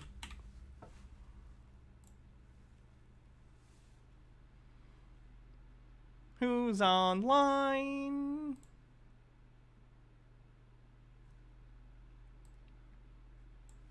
Alright, have a good night, everyone. I will see you later. And I'll see you tomorrow. Tucker White, thanks for 50 bits. Yeah. Just gotta wait for the timer to run down. Love you too, Father. Good night, everyone. Oh, wait, there's one more thing. Screaming at the Radio says, as someone who went through years of study to get a physics degree and who knows how very, very far away we are from speculation, this is infuriating. Physics is the most exquisitely and precisely verified body of knowledge we have. You douche canoe. And then Fennec Agami says, but God could have just constructed the universe the way scientists say because God doesn't care if a dipshit struggles to understand it. After all, God can do anything, I guess. All right, I'll see you guys later, for real. Bye.